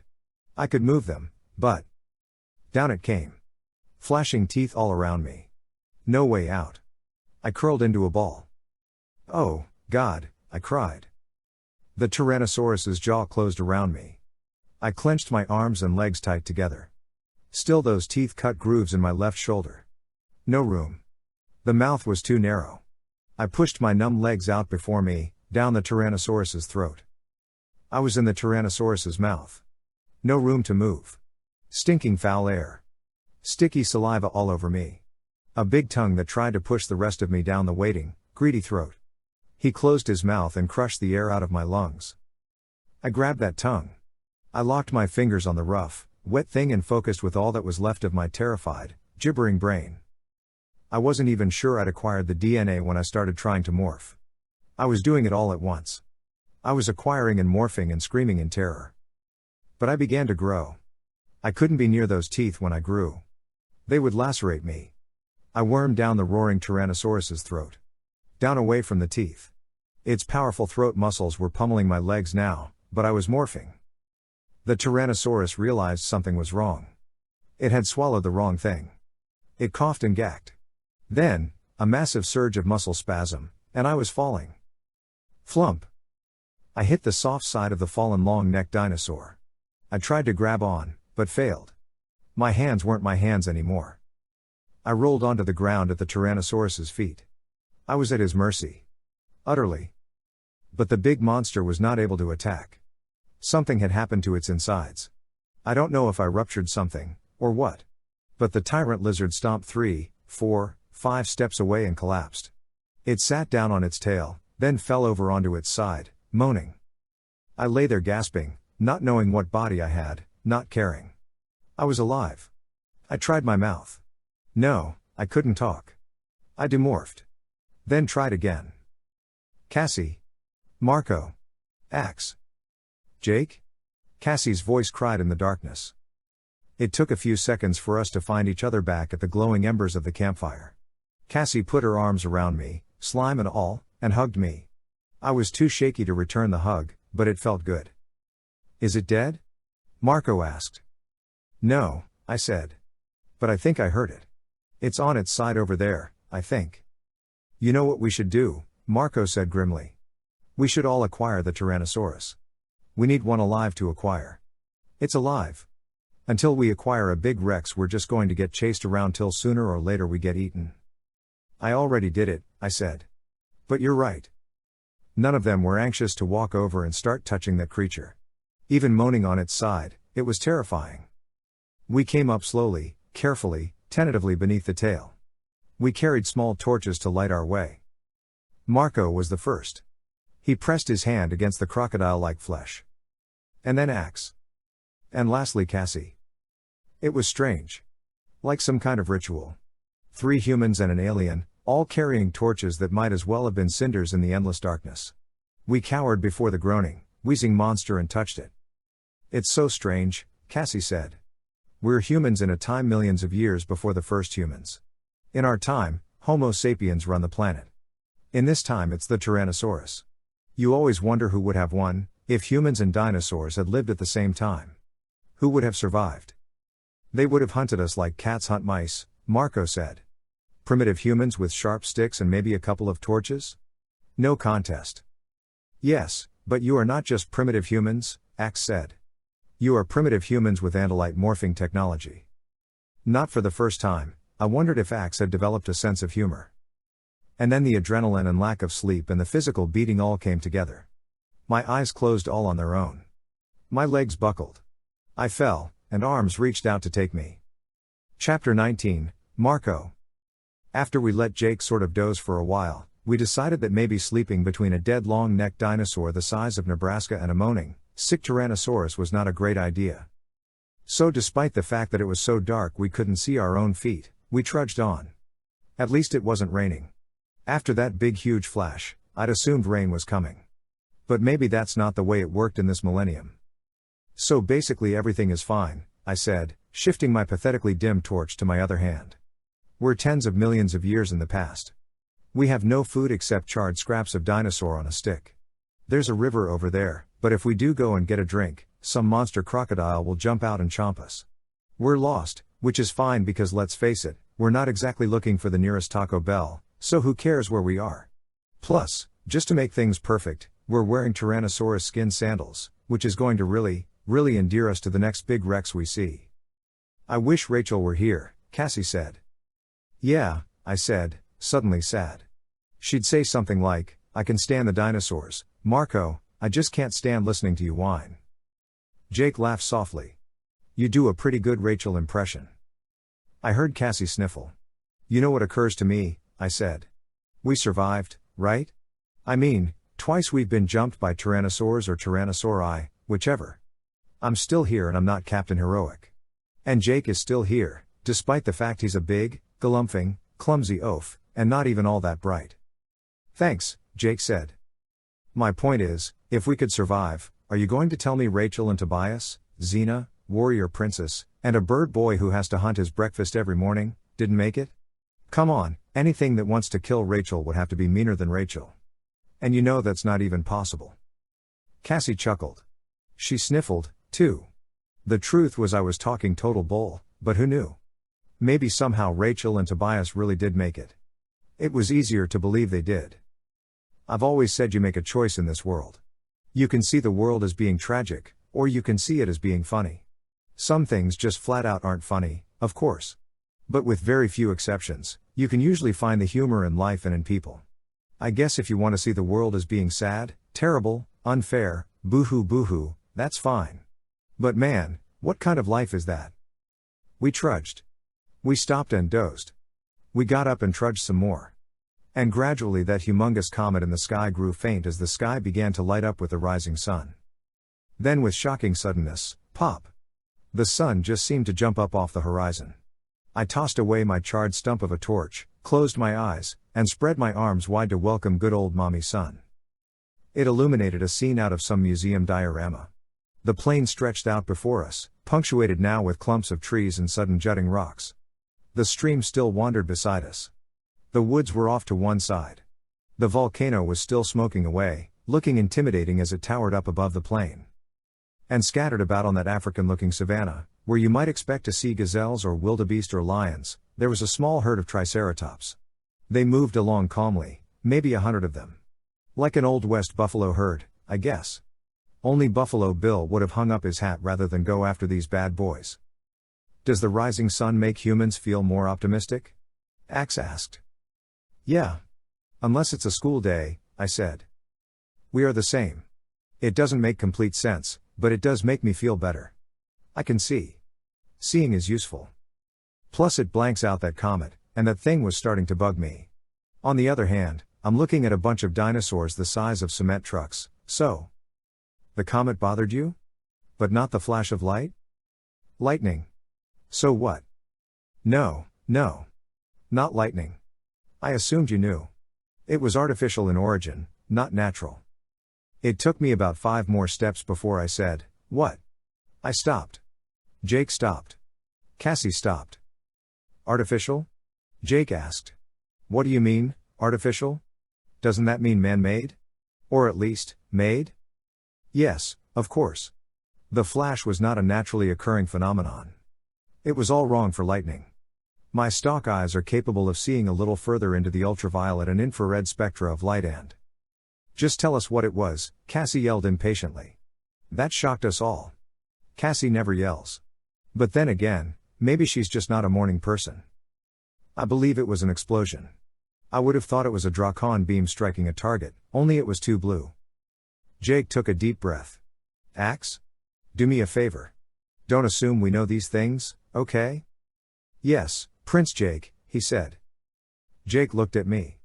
You think Yerix got transported back to this time with us somehow? Prince Jake, I don't. Don't call me Prince, Jake said automatically. There weren't any Yerix anywhere near that submarine when it blew up, I said. Especially not any Yerix spacecraft. I mean, come on, I think we'd have noticed. It isn't the Yerix, Axe said. I assumed there must be some sort of highly advanced species of these dinosaurs. But it isn't the Yerix. Highly advanced dinosaurs? I said. Professor T-Rex?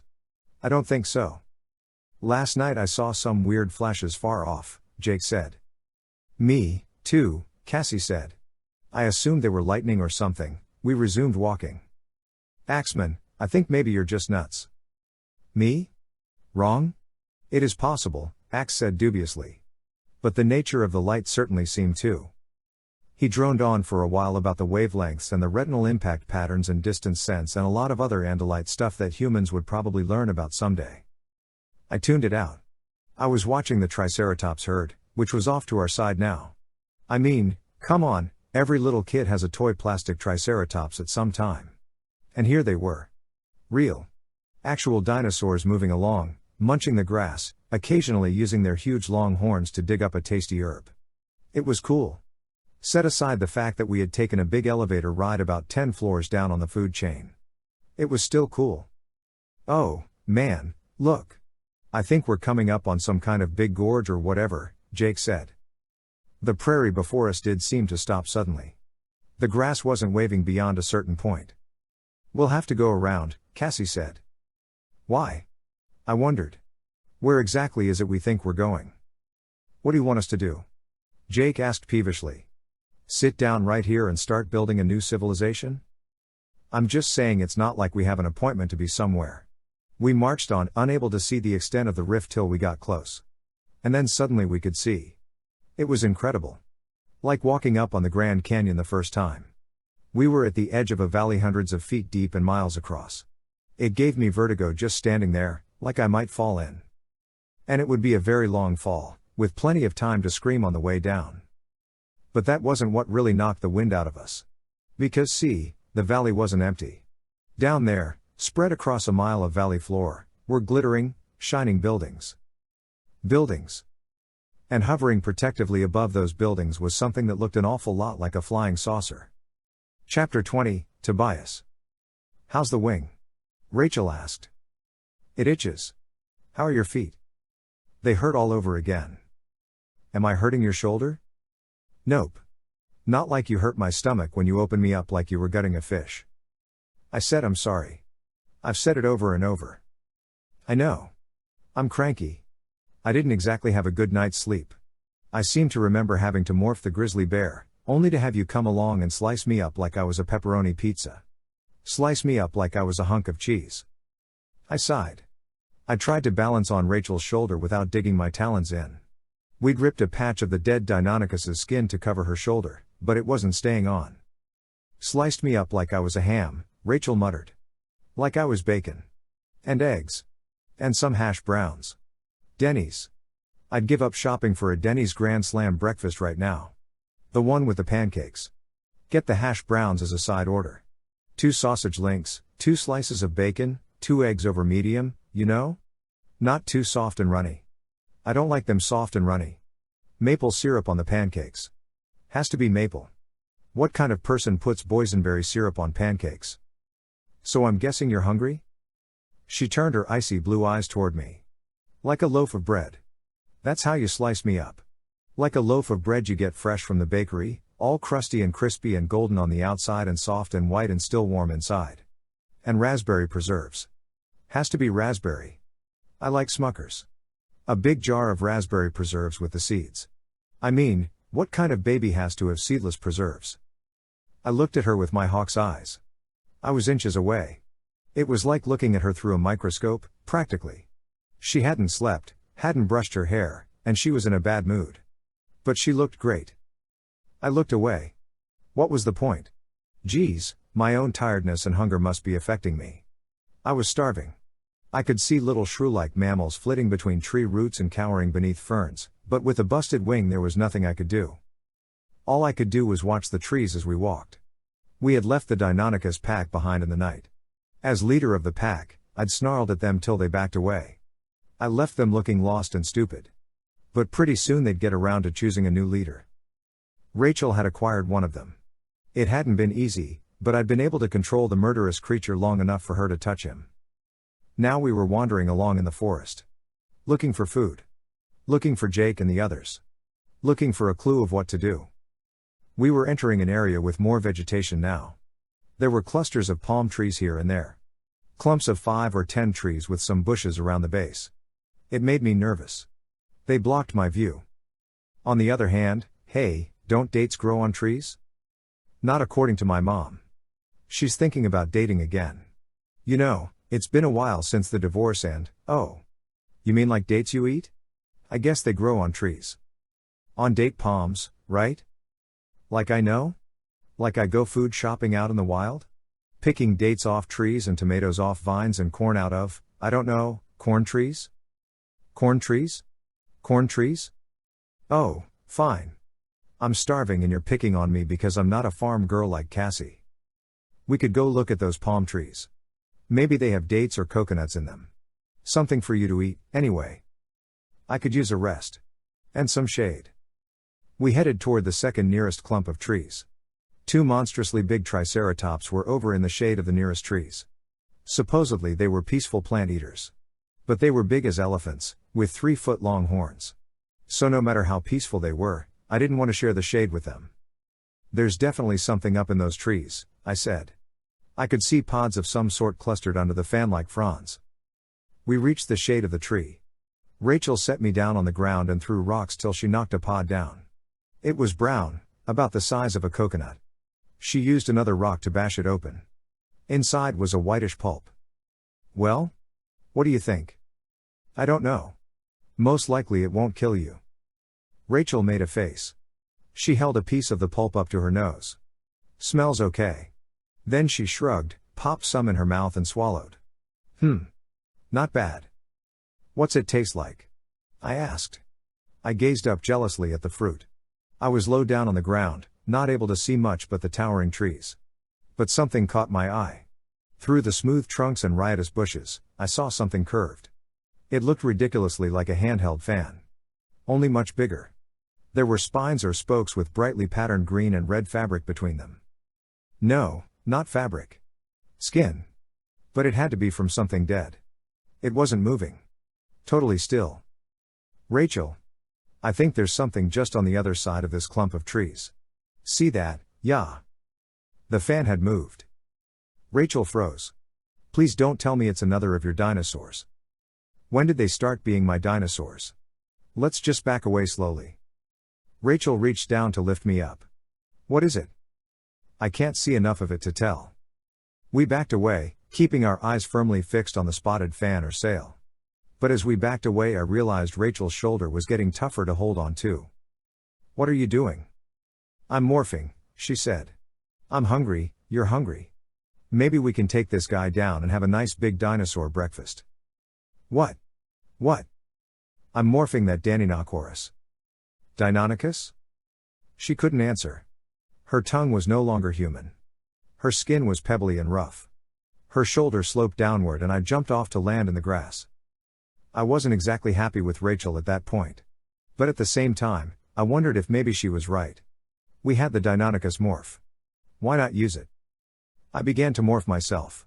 Great, it would mean resetting my splint yet again. This was no way to heal. Then again, starving wasn't all that good for your health, either. The breeze shifted. The skin and bone sail moved. It moved to catch the breeze. Why? I should know. There was some fact hiding just in the back of my head.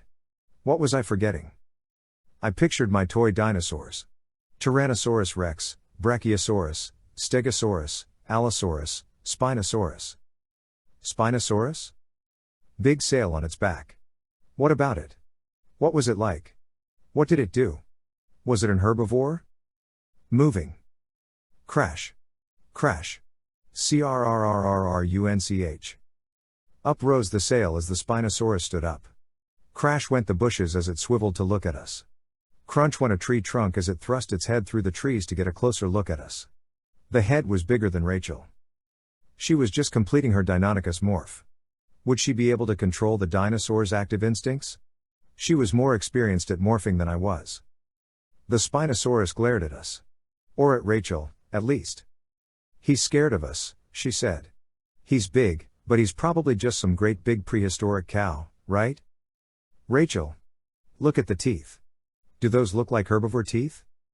Oh. The Spinosaurus rose up to its full standing height, looming up huge behind the trees. The curved sail on its back was more than 5 feet high. Tail to nose it was 50 feet long.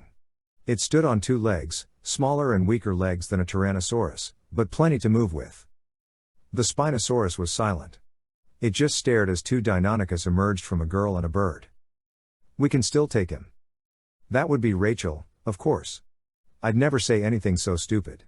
What are you, crazy? He weighs tons. We weigh pounds. There's 2 of us. 1 of him. 1 is plenty. Okay. Then let's run away. Now you're talking. We turned. We ran. We ran right into the Spinosaurus's mate. Chapter 21, Rachel. What could I do? I had to attack. The Deinonychus body was surging with power and deadly energy. Then again, the Spinosaurus was way too big. To give you some idea, if we'd both been dogs, the Spinosaurus would be a German Shepherd and I'd be a Chihuahua. No choice. No way around the second Spinosaurus. Attack! I yelled. I leapt. The steel spring legs lifted me off the ground and I flew through the air, deadly raking claws outward. I was aiming for the Spinosaurus's exposed belly. Slash! With my oversized talons. 2 bright red lines in the Spinosaurus's belly. 2 little lines that looked like something the Spinosaurus might put a band-aid on. The Spinosaurus looked puzzled. And then it looked annoyed. It ruffled its weird sail back and opened its jaws and looked at me like I had Oscar Mayer printed on my back. Okay, Forget attack. We go back to plan B. Run? And that's when I noticed the other creature step smoothly out from the bushes. It walked on two legs. It was rough textured, like it had really chapped skin. It was reddish in color. It had two big eyes and a small mouth, all of the same reddish rust hue. It stood about 8 feet tall. It was carrying a weapon. It was not a dinosaur. The creature raised the weapon and pointed it at the wounded and angry Spinosaurus. I saw no flash. Heard no explosion. But the Spinosaurus fell over. Like a redwood falling in the forest, it fell over. Wham! The second Spinosaurus processed this and decided to go back to sleep. Tobias and I stared at the rough textured creature with the gun. What is that? I don't know, Tobias said. But I can guarantee none of my toy dinosaurs ever carried guns. The creature gazed curiously at us with what seemed to be eyes, although they were mere indentations in its face. From its head a pair of antennae, flexible as whips, grew and began waving toward us. Satisfied after a few seconds of this, the antennae were retracted. You may not kill those creatures. There are very few left. They are ours. All creatures are ours. All things are ours. What are you? It asked in a rough, raspy, buzzing voice. It was speaking English. Now, on Star Trek you see aliens speak English all the time. Like that would be normal. But in real life when you encounter an alien speaking English, it's just weird. You figure at the very least they should be speaking Russian or Japanese or something. Answer? We're dinosaurs, I said, feeling fairly idiotic. You speak now without making sound. Explain. Why don't you explain? I said. Who are you? What are you doing here? And how do you speak our language? We hear while you are talking. Listening long time. Since night. How did this guy manage to follow us and listen in? I asked Tobias. I don't know. I would have seen him. Change to your other form. He's seen us morph. What are you? Tobias demanded. We are the Nesk. This is our planet. Change to your other form. Pushy, isn't he? I said. He's got the gun. I don't like him. He smells, for one thing. And the smell, something familiar about it. Something wrong. I can't quite remember. Can't quite place it. But something's wrong. This weapon can cause creatures to become unconscious. This happened to the great beast you were attacking. But it can also cause death. Change into your other forms. Or I will cause your death. The Nesk raised the weapon and pointed it at us. Now, maybe I have to back down before a 50-foot long Spinosaurus. But I've faced plenty of pushy aliens with ray guns.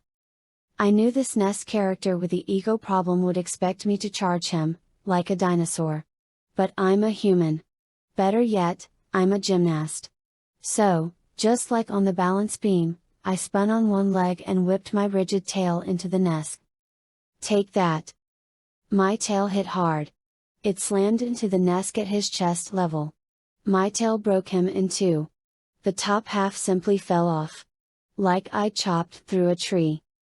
Oh, my God! I cried, horrified. I'd only intended to knock him down. But then my horror changed tone. The severed lower body seemed to be dissolving. Breaking into thousands and tens of thousands of tiny squirming pieces. And the fallen upper body was still holding the weapon. Raising it toward me again. No time for pity. I lunged, mouth wide open. I bit down on that raised hand. It dissolved. Crumbled. I felt a squirming in my mouth. Then stinging, burning. I spit out the gun. It hit the dirt. And a wave made up of the Nesk's body parts raced to reach it. My mouth was still alive with stinging and burning. The tiny reddish body parts began to crawl out of my jaw, up onto my muzzle. Up where my eyes could see them clearly. Then I remembered that smell. The acrid smell of a tunnel, the stink of deadly automatons racing to tear me apart. Ants? The nest was made up of millions and millions of ants. Chapter 22, Cassie. Okay, those buildings were not built by dinosaurs, Marco said. Jake looked at Axe. Axe? Do you have any idea what is going on here? Axe looked as puzzled as he was capable of looking. You are sure this is not some unknown chapter of human history? Axe, at this point humans aren't even a gleam in some tiny mammal's eye. We're a long, long way from seeing the first primate. Let alone an actual human. Could they be Andalites? They are not Andalites, Axe said. We, too, have not yet evolved by this point. In fact, I believe our planet is still wandering between two different stars, one of which will later go nova, but in such a way that the shock wave will. A simple no would do, Marco interrupted. They are certainly not taxons, pork-buyer, or even yerks. None of those species exists yet. The Pimelites? I suggested. We knew of the Pimelites from Eric. Eric looked and acted like a normal kid, but he was actually an android Achi, built by the extinct race called Pimelites. Marco shook his head. Eric told us when they arrived on Earth, the last Pimelites were dying. The Chi joined their essence or whatever with wolves. There aren't any wolves. We're probably tens of millions of years away from wolves, too. So who is hanging around on Earth in this era who can build cities and flying saucers? Jake asked impatiently. Why don't I go ask them? I said, pointing to the small city in the valley. Or at least go check them out. My osprey morph would be perfect. There are birds in this era, so I shouldn't be too obvious. Jake nodded. Okay. That's what we'll do. We'll all go. But this just gets weirder and weirder. You know, only one of us has to go, I suggested. Why don't I do it? You guys can all stay here for now. Jake cocked an eyebrow. What are you talking about? Well, shouldn't we take the absolute minimum risk? Jake shook his head and kept looking at me like he couldn't figure me out. Look, we've already lost Rachel and Tobias, I blurted. I lost my best friend. I don't want to lose, you know. Anyone else? Marco looked like he was right on the verge of making a wisecrack. But he stopped. Still, I guess he just couldn't totally restrain himself, so he said, why don't I go with Cassie? Somehow I don't think it's me she's worried about losing. He gave Jake a sidelong smirk. Jake rolled his eyes. We are not going to lose anyone, okay? It's probably safer for us all to be in the air together. Here on the ground we have big wrecks to worry about. It made sense. But it didn't make me feel any better. It had been just 24 hours since I'd last seen Rachel. I hadn't had all that much time to think about her. I'd been busy staying alive. And I guess the truth is, I almost didn't want to think about her really being gone. But last night, in that terrible black chaos, blind, unable to tell where Jake's terrified cries were coming from, I just kept thinking, no, it can't happen again. I can't lose Jake, too. Now here we were, staring down at what might be our only salvation in this dangerous world. But I was more worried than before. Maybe I trust animals more than civilization. Okay, I said. But I get a bad feeling about this.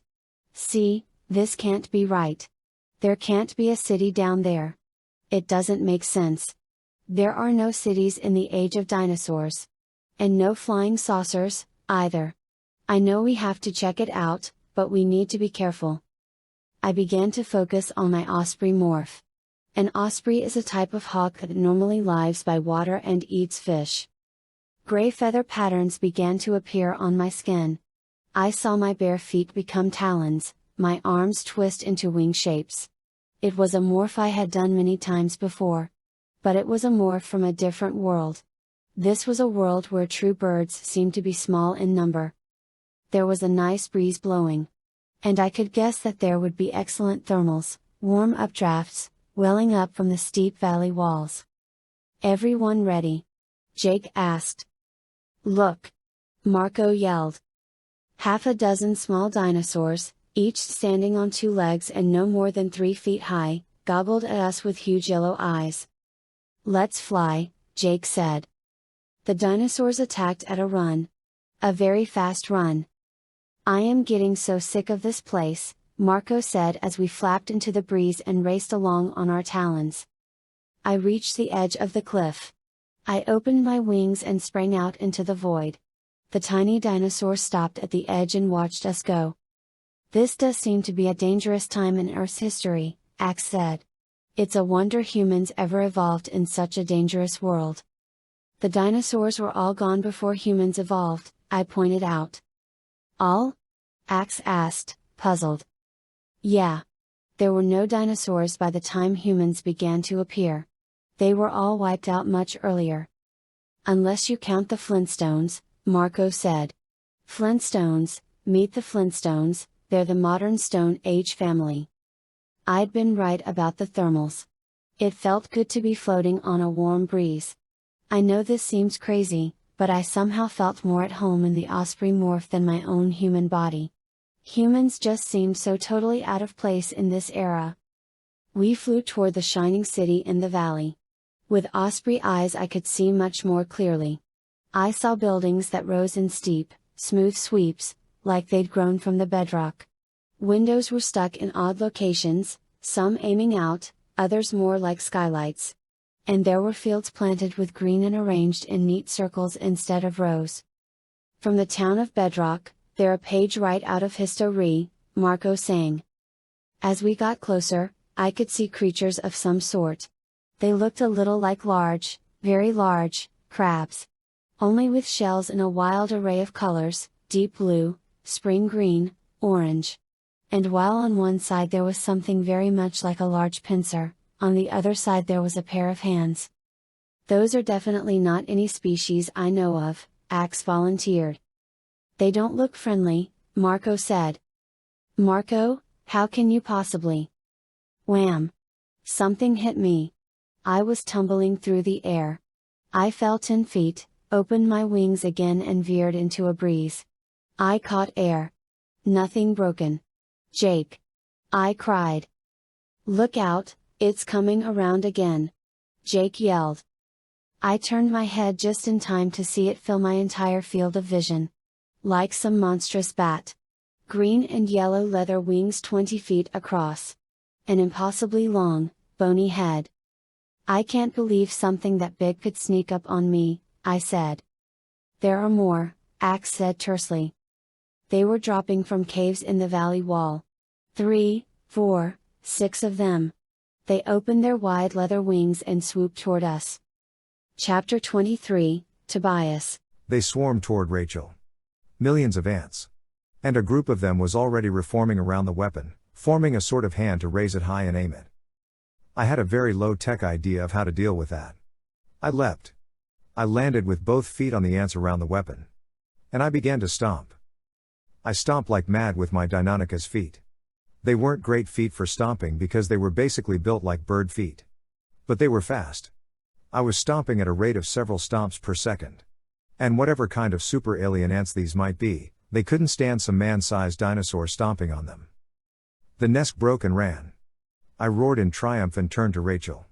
She was avidly licking the ants off her with her long tongue. "What on or off the earth was that?" I said. "I don't even want to know," Rachel said. "I'll tell you something about your Cretaceous park here, though. I don't like it. It's grinding my last nerve. Not bad enough we have murderous dinosaurs everywhere. No, we have to have ant creatures from planet Zeptron." Zeptron? It's the first word that came to mind, all right? You want to grind my nerves, too? Nope. Definitely not. But maybe we should. CHCHCH chew. CHCHCH chew. CHCHCH chew. The ground beside me exploded, like it had been ripped by an invisible plow. I jumped. Another plow marked just behind me. I saw movement. And there, racing toward us across the plain, was a gleaming, silver craft. Maybe twice the size of a bug fighter, but shaped like an elongated pyramid, long end forward. CHCHCH chew. CHCHCH chew. CHCHCH chew. The ship fired again and blew 2 more 5-foot-long furrows in the ground. "Run," Rachel said. "Run," I agreed. We ran. Deinonychus can run when it wants to. Very fast. Maybe 20 miles an hour. Too bad the Silver Pyramid was about 1,000 times faster. But it hesitated. I glanced back and saw it pause over the spot where we'd been. A sort of tube with a scoop on the end lowered to the ground. And I swear it vacuumed up the ants we'd scattered. It came after us again. We dodged and the craft fired, ripping tier after tier in the ground around us. "They're playing with us," I yelled. "I don't like the game," Rachel said. "No, I mean, like cat and mouse. They can hit us any time. They're missing on purpose. They're enjoying this. Or else they're hurting us," Rachel said grimly. "They want us to keep going this way." Directly ahead of us was a small herd of triceratops. Of course, small only referred to the number of animals in the herd. Each one was the size of an elephant. "I have to be able to see what's up ahead, up past that herd," I said. "I'm gonna leapfrog." "What?" I didn't have time to explain. We reached the triceratops. One huge bull swung his 3-foot-long horns toward us in challenge. I sidestepped him and leapt onto the back of an equally big but less alert female. I leapt. Soared through the air, coiled my legs, timed it just right to slam my legs down on the triceratops's back, bounced off her, and hurtled another 10 feet in the air. From up there I could see the trap. Then I was falling. Whoomph. I hit, rolled, jumped up and yelled, "You were right, it's a trap. There's a whole wall of them. A whole wall of ants. Billions. The only way out is left, but there's a sheer drop there. Can't tell how deep." "Great. A sheer drop or a wall of space ants. Nice choice." On the count of 3, we dodge left and keep going no matter what. 1, 2, 3. Rachel yelled. We hauled left. Chew. Explosions of earth and rock cut across our path, but I didn't care. I'd seen what was up ahead. This was better. We raced, panting and gasping, toward what looked to us like the end of the world. A sudden gap. An emptiness. "What is it the sky divers always say before they jump?" I asked. "Geronimo," Rachel yelled. "Yeah, that's it," I said and leapt into emptiness. Rachel was 3 seconds behind me. It might have been a 5-foot drop. It might have been 10 feet. Unfortunately, it was about 500 feet. "Ah!" I cried. "Ah!" Rachel agreed. Falling, spinning out of control, no time to morph. I was going to die. I would be slammed against the ground far below and die. But even as I spun crying through the air, I swear I saw bright buildings. And then, much closer, a bird. A very familiar bird. Back in my own world I have to watch out for peregrine falcons. See, every now and then one of them will actually take a shot at a hawk. It was like some insane joke. Like fate was trying to get a good laugh at me. Dinosaurs, aliens, and now my old nemesis, a peregrine falcon. Then I saw the other set of wings. The 25-foot wide wings and bony chisel head of a creature no human had ever seen before. Pteranodon. I thought. I used to play with you. Chapter 24, Jake. The flying dinosaurs were above us. That was the problem. We were more maneuverable, but they had the altitude. And slowly but surely, by circling above us, they were forcing us down and down. Down toward the glimmering city below us. I looked in every direction. How to get away? How to get out from under this trap? The silver flying saucer was now only 20 feet below us, the highest spires of the alien city just another 30 feet lower than that. We were trapped. If we went up, the flying dinosaurs. If we went down, the city full of bright, bizarre, two-handed crabs. "Back to the cliff wall," I said. "The thermals will be strongest there. Maybe we can get enough lift to outrun them straight up." We curved back toward the cliff wall. 4 of us. Cassie and Marco an osprey morph, Axe as a northern harrier, and me, a peregrine falcon. We flapped at full speed for the cliffs. I could see colonies of the flying dinosaurs nesting there on crags and shallow caves. More were taking wing. Stupid. I was leading everyone right back toward more of the creatures. And yet it might just work. Get ready everyone. Hug that cliff wall. I was 10 seconds from slamming right into the cliff. 5. 3. Something falling toward me. Quick turn left. 2 dinosaurs, looking like miniature tyrannosaurs, were falling, kicking and scrabbling. They'd leapt off the cliff. A shower of falling rock was dislodged behind them. They fell. The leather-winged flying dinosaurs closed in on us. In a flash of swift movement, one of the falling dinosaurs reached out with its little forepaw and snagged one of the leather wings. To my utter amazement, I saw him reach with his free claw to grab the other wingtip. The dinosaur spread the wings as far as it could. 20 feet of leathery wing. Like a hang glider. Just enough to glide with. The second dinosaur caught a leg on a jutting rock. It slowed the fall, but only for a second, then it tumbled away. But now there was enough time. The dinosaur with the living hang glider swept toward it. "Rachel, get ready to grab something," the first dinosaur yelled. It was as if someone had stuck a 1,000-volt wire in my ear. "Tobias? Jake?" Wham! Tobias aimed for Rachel and slammed into her. Rachel was knocked into the cliff wall. Tobias was able to catch a ledge. Rachel scrabbled frantically, but kept missing her hold. She tumbled into a nest of the flying dinosaurs. There was a furious falling, rattling, screaming, dirt-flying tussle that rolled down the cliff, but when the dust cleared, there was Rachel, or at least a dinosaur, holding tight to the legs of one big leather wing and the neck of another. She dragged them down the side of that cliff, both of them flapping madly. I dove after her, calling to the others. "Down, down, down." Then wham!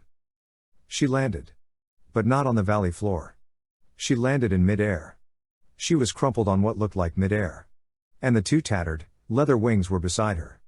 Also in mid-air. "Force field!" Axe yelled. I pulled up, just as my breastbone scraped along what seemed like a pure, clear glass roof. The others swooped down and landed on the force field. "Rachel?" Cassie cried. "Is that you?" "Of course, it's me," Rachel said, sounding as if the idea of her being some little dinosaur who'd just jumped off a cliff, grabbed a pair of giant leather-winged dinosaurs and landed on an alien force field was totally normal. Who else would it be?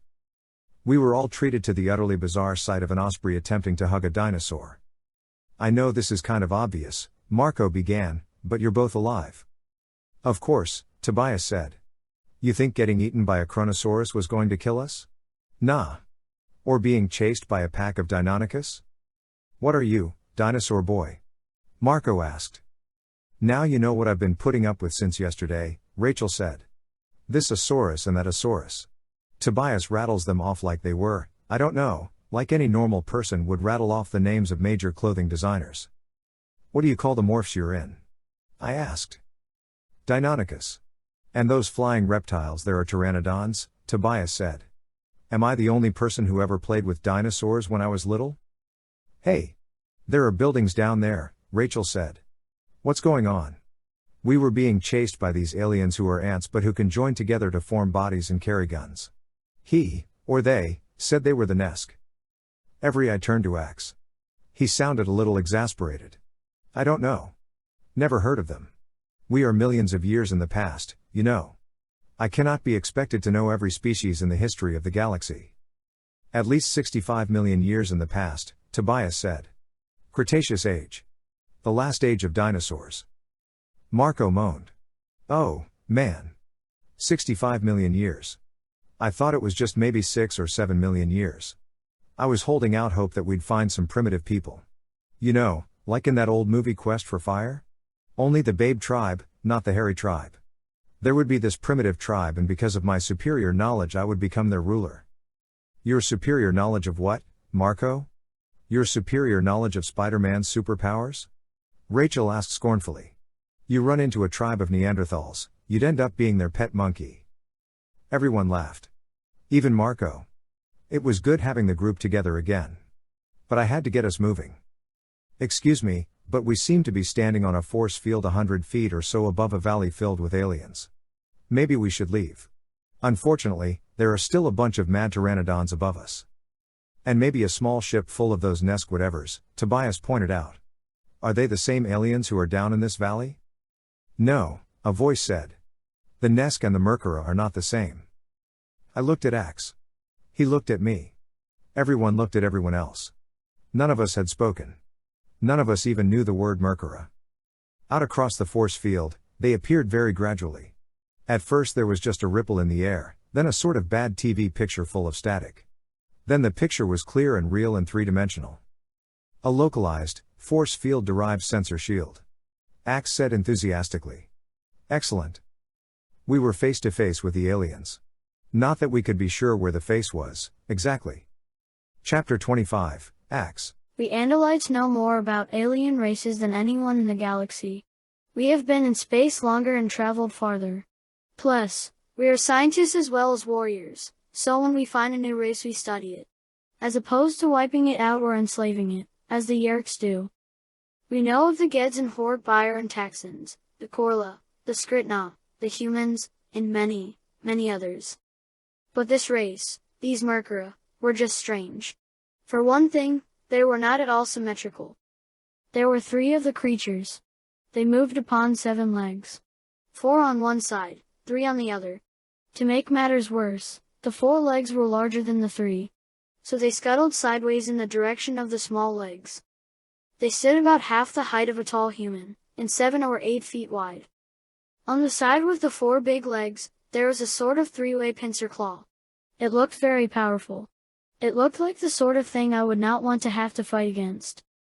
On the other side, the weak side, there were 2 arms similar to my own, but even stronger than human arms. The arms ended in long, tapered, delicate fingers. There were a lot of eyes. They kept opening and shutting, 1 or 2 or 3 at a time. They were each hidden beneath tiny trapdoors in the Merkura's exoskeleton or shell. Eyes were forever appearing and disappearing. It was very, very distracting. Finally, Marco muttered. Someone who can win a staring contest with X. We are the Merkura, one of them said in thought speak. We are immigrants to this planet. We thought we had encountered most of the many species on this planet. But we have never encountered an intelligent species here before. They think we're intelligent, Rachel whispered. So, Marco, keep quiet. We don't want them to learn the truth. It is strange the way humans will resort to what they call humor when they are frightened. Once again it struck me as strange that they had risen to dominate the very dangerous and hostile environment of Earth. I wondered how well they would have fared if they had coexisted with the dinosaurs. May I ask what you call yourselves? The Merkura spokesman said. Is it safe to tell them the truth? Cassie asked us all privately. We're 65 million years before the first Yerk will show up on Earth, Prince Jake said. And maybe these Merkura can help us get back home. Prince Jake stepped forward. As well as a falcon walking on a force field could step. We are called humans. Except for this one, he tilted his head toward me. He's an Andalite. The Merkura looked confused. Maybe. It was hard to tell. I can barely interpret human facial expressions. But in any case it opened and closed groups of eyes in rapid succession. Do you inhabit this continent? Well, Prince Jake said. That's kind of a long story. Axe? You probably can explain better than I can. Yes, Prince Jake. We are from the future, I said. Hey, that's a much better explanation than Jake could have come up with, Marco said. We are from the future. Thank goodness we have a brilliant alien space boy here who can explain things. The future? The Merkura said. How far in the future? A long, long way, I responded. Not to get all technical or anything, Marco said dryly. Look, sir, ma'am, whatever you are, Mr. or Ms. Merkura, we aren't what we seem. If you promise not to tell some people who won't even exist for another 65 million years, we'll show you, okay? Yeah, let's do it, Prince Jake said. What do we have to lose? Aside from our lives, Rachel added dryly. My decision, Prince Jake said heavily. I think we should demorph. I began to do so. It must have been a bizarre sight for the Merkura. They each opened a startling number of eyes. Tobias went from dinosaur to hawk. Rachel from dinosaur to human. Cassie, Marco, and Prince Jake from bird to human. And I morphed from bird to Andalite. As you see, I explained, we are 2 different species. They are human. I am Andalite. And what is he? The Merkura asked, pointing both hands at Tobias. He is a human, but he suffered an accident and was trapped in his morph. You are a strange species, the Merkura said. But you are welcome as long as you come in peace and do not serve the nest. It was the nest that chased us here, Rachel said. Now it speaks with sound. The Merkura commented. Yes, it does that when it's not in morph, Rachel said. I get the idea you and the nest don't get along. They are attempting to destroy us. They want this planet for themselves. We do not wish to leave. This is our world now. Our original planet was destroyed when our sun was drawn toward a black hole. We are all that is left of the Merkura. And we cannot leave this planet. Not that we would ever wish to. It is wonderful. Wonderful. And it will be our home forever. A second Merkura spoke up. What planet in the future are you from, you humans and Andalites? Cassie started to answer. Actually, we're from Earth. Which is our name for. Suddenly she fell silent and looked shocked. Tobias was staring intensely at her. And then he spoke to me in the personal, private thought-speak whisper he'd used to silence Cassie. A whisper the Merkura could not hear. No one tell them we're from this planet, Tobias said. Hear me? No one tells them this is our planet. For a moment I was surprised. Slowly, understanding dawned on me. The Merkura were wrong, they were not going to be a part of Earth's future. They were destined either to leave, or to be destroyed. Chapter 26, Marco. You know, for being big, lopsided crabs with way too many eyeballs, these guys are really alright, I said, as I reclined against a force field shaped into an easy chair and tinted an attractive blue. A day had gone by. The Merkura had speed-healed Tobias's busted wing, fed us, custom-designed a place for us to stay, and even attempted to make clothing for us. I was feeling pretty relaxed, gazing out of a window down at the Merkura who were busily working in the fields tending their broccoli. Yes, broccoli. Turns out broccoli isn't even from Earth originally. The Merkura imported it from their home planet. Which explains a lot, I think. We have a nice apartment. We have food. Sadly, it's all vegetables, but hey, later we can introduce the concept of the macrex, 2 all Tyrannosaurus patties, special sauce, lettuce, cheese, pickles, onions on a sesame seed bun. The macrex, the quarter tonner with cheese. And not to be impolite about our new pals here, but I'll bet these Merkura would be pretty tasty served with some melted butter. What are we doing here? Rachel demanded. What are we going to do, just sit around on these lazy boy force fields, eat broccoli, and listen to Marco babble like an idiot? That's when Axe came back in the room. He'd been talking to the Merkura. They found it easier communicating with him because he uses thought-speak like they do. I have questioned the Merkura, Axe announced. In order to repair the Sario rip and snap us back to our own time, they say, and I agree, that we would need an explosion of great power. At least as great as the power of that fusion weapon aboard the submarine. The Merkura point out that such an explosion would annihilate this entire settlement. So? We do the explosion out in the countryside, Rachel said. And wipe out a few 100,000 dinosaurs? Cassie said. Besides, Jake pointed out, the Merkura have already told us they don't control the countryside. Out there, beyond the force field, the Nesk are more powerful. I reached down and snagged a carrot stick from a little ice bowl. At least carrots were from Earth. I munched it, thought about making a Bugs Bunny joke, decided the joke I had in mind wasn't all that funny, then said, look, we all want to get back, right? Our families. My dad. But either we can or we can't. If we can't, absolutely can't, then maybe we should just try and make the best of this. Axe came over to stand by the window. He looked out with his main eyes. One stalk eye was pointed at me. The other was pointed toward the rest of the group. The Merkura don't use explosive weapons, anyway. They would not have anything powerful enough. However, I saw Rachel's head snap around. However what? However, they say the Nesk do have large explosive weapons. They say the Nesk have a base 20 miles away. It is very well defended. No Merkura ship could hope to get close. They have a standoff. The Nesk cannot penetrate this valley through the force field. The Merkura cannot eliminate the Nesk base. Are you making a suggestion? Jake asked Axe. No. Just reporting what I have learned from talking with the Merkura. I sat up. I looked Axe in the eye pointed toward me, that is. Okay, what are you not mentioning? Axe turned back to the group, but kept that one eyeball on me. The Nesk are scavengers. The ships they fly, The weapons they use are all modeled on the tools of races the Nesk have defeated. The Nesk have learned to mimic the bodies and shapes of these other races in order to fire the weapons and fly the ships.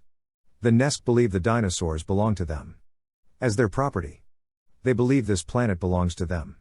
But they cannot tolerate the existence of other sentient, intelligent species. They are determined to wipe out the Merkura. You know, it doesn't matter if they're space ants or plain old Earth ants. Ants are just not nice people, I said, and munched a second carrot. Rachel rolled her eyes. Ants are not nice people? There's a brilliant comment. Okay, Jake said. So we have two alien races fighting to control Earth. The Merkura seem basically harmless. They just want to plant broccoli. That's not harmless, I muttered. And live here in their valley. The Nesk, on the other hand, are aggressive and murderous. The Merkura can't help us. The Nesk maybe could help us, but won't because, after all, we're an intelligent species, too, and they don't like competition. Send Marco to talk to the Nesk, Rachel suggested brightly. They won't mind him. Ha! Ha ha and also ha, I said. Look, to get serious here, the Nesk didn't smoke that Spinosaurus that was gonna eat Rachel and Tobias, right? Tobias stopped preening his feathers. He was perched on the force field table, having enjoyed a tasty prehistoric rat brought for him by the thoughtful Merkura. They knocked it out. It was alive, though. Exactly. So I guess the Nesk don't mind dinosaurs. I mean, okay, if a Merkura flying saucer shows up at the Nesk home base, they blast it. But what if a whole different kind of army shows up there? Rachel suddenly grabbed my shoulder so enthusiastically it hurt. It's a miracle. Marco actually came up with a good idea. We can morph dinosaurs and stomp on in there, set off some big honkin' explosion and maybe undo this Sario rip of axes. It is not my Sario axe began. Wait a minute, why are we attacking the Nesk? Cassie demanded. Just because we don't like them doesn't mean we take up sides in the Merkura Nesk war. Look, I said, prying Rachel's gymnast strong fingers off my collarbone. We need a big explosion to hopefully close the Sario rip. The Nesk have things that go boom. And they aren't expecting a bunch of dinosaurs to show up asking to borrow a cup of plutonium, right? Now, that's not too complicated. Plutonium? Axe snorted like I'd made a joke. Oh, you're serious. But maybe the Nesk have slightly more advanced explosives. What are you talking about? Cassie cried. We can't just go around picking fights like this. We all want to get back home. But we're 65 million years in the past.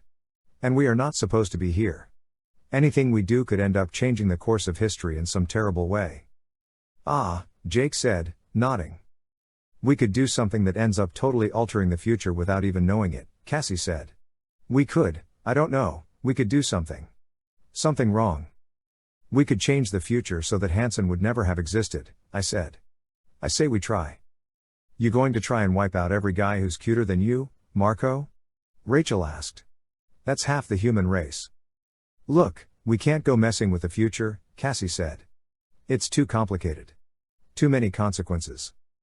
Too late, Tobias said, speaking up for the first time.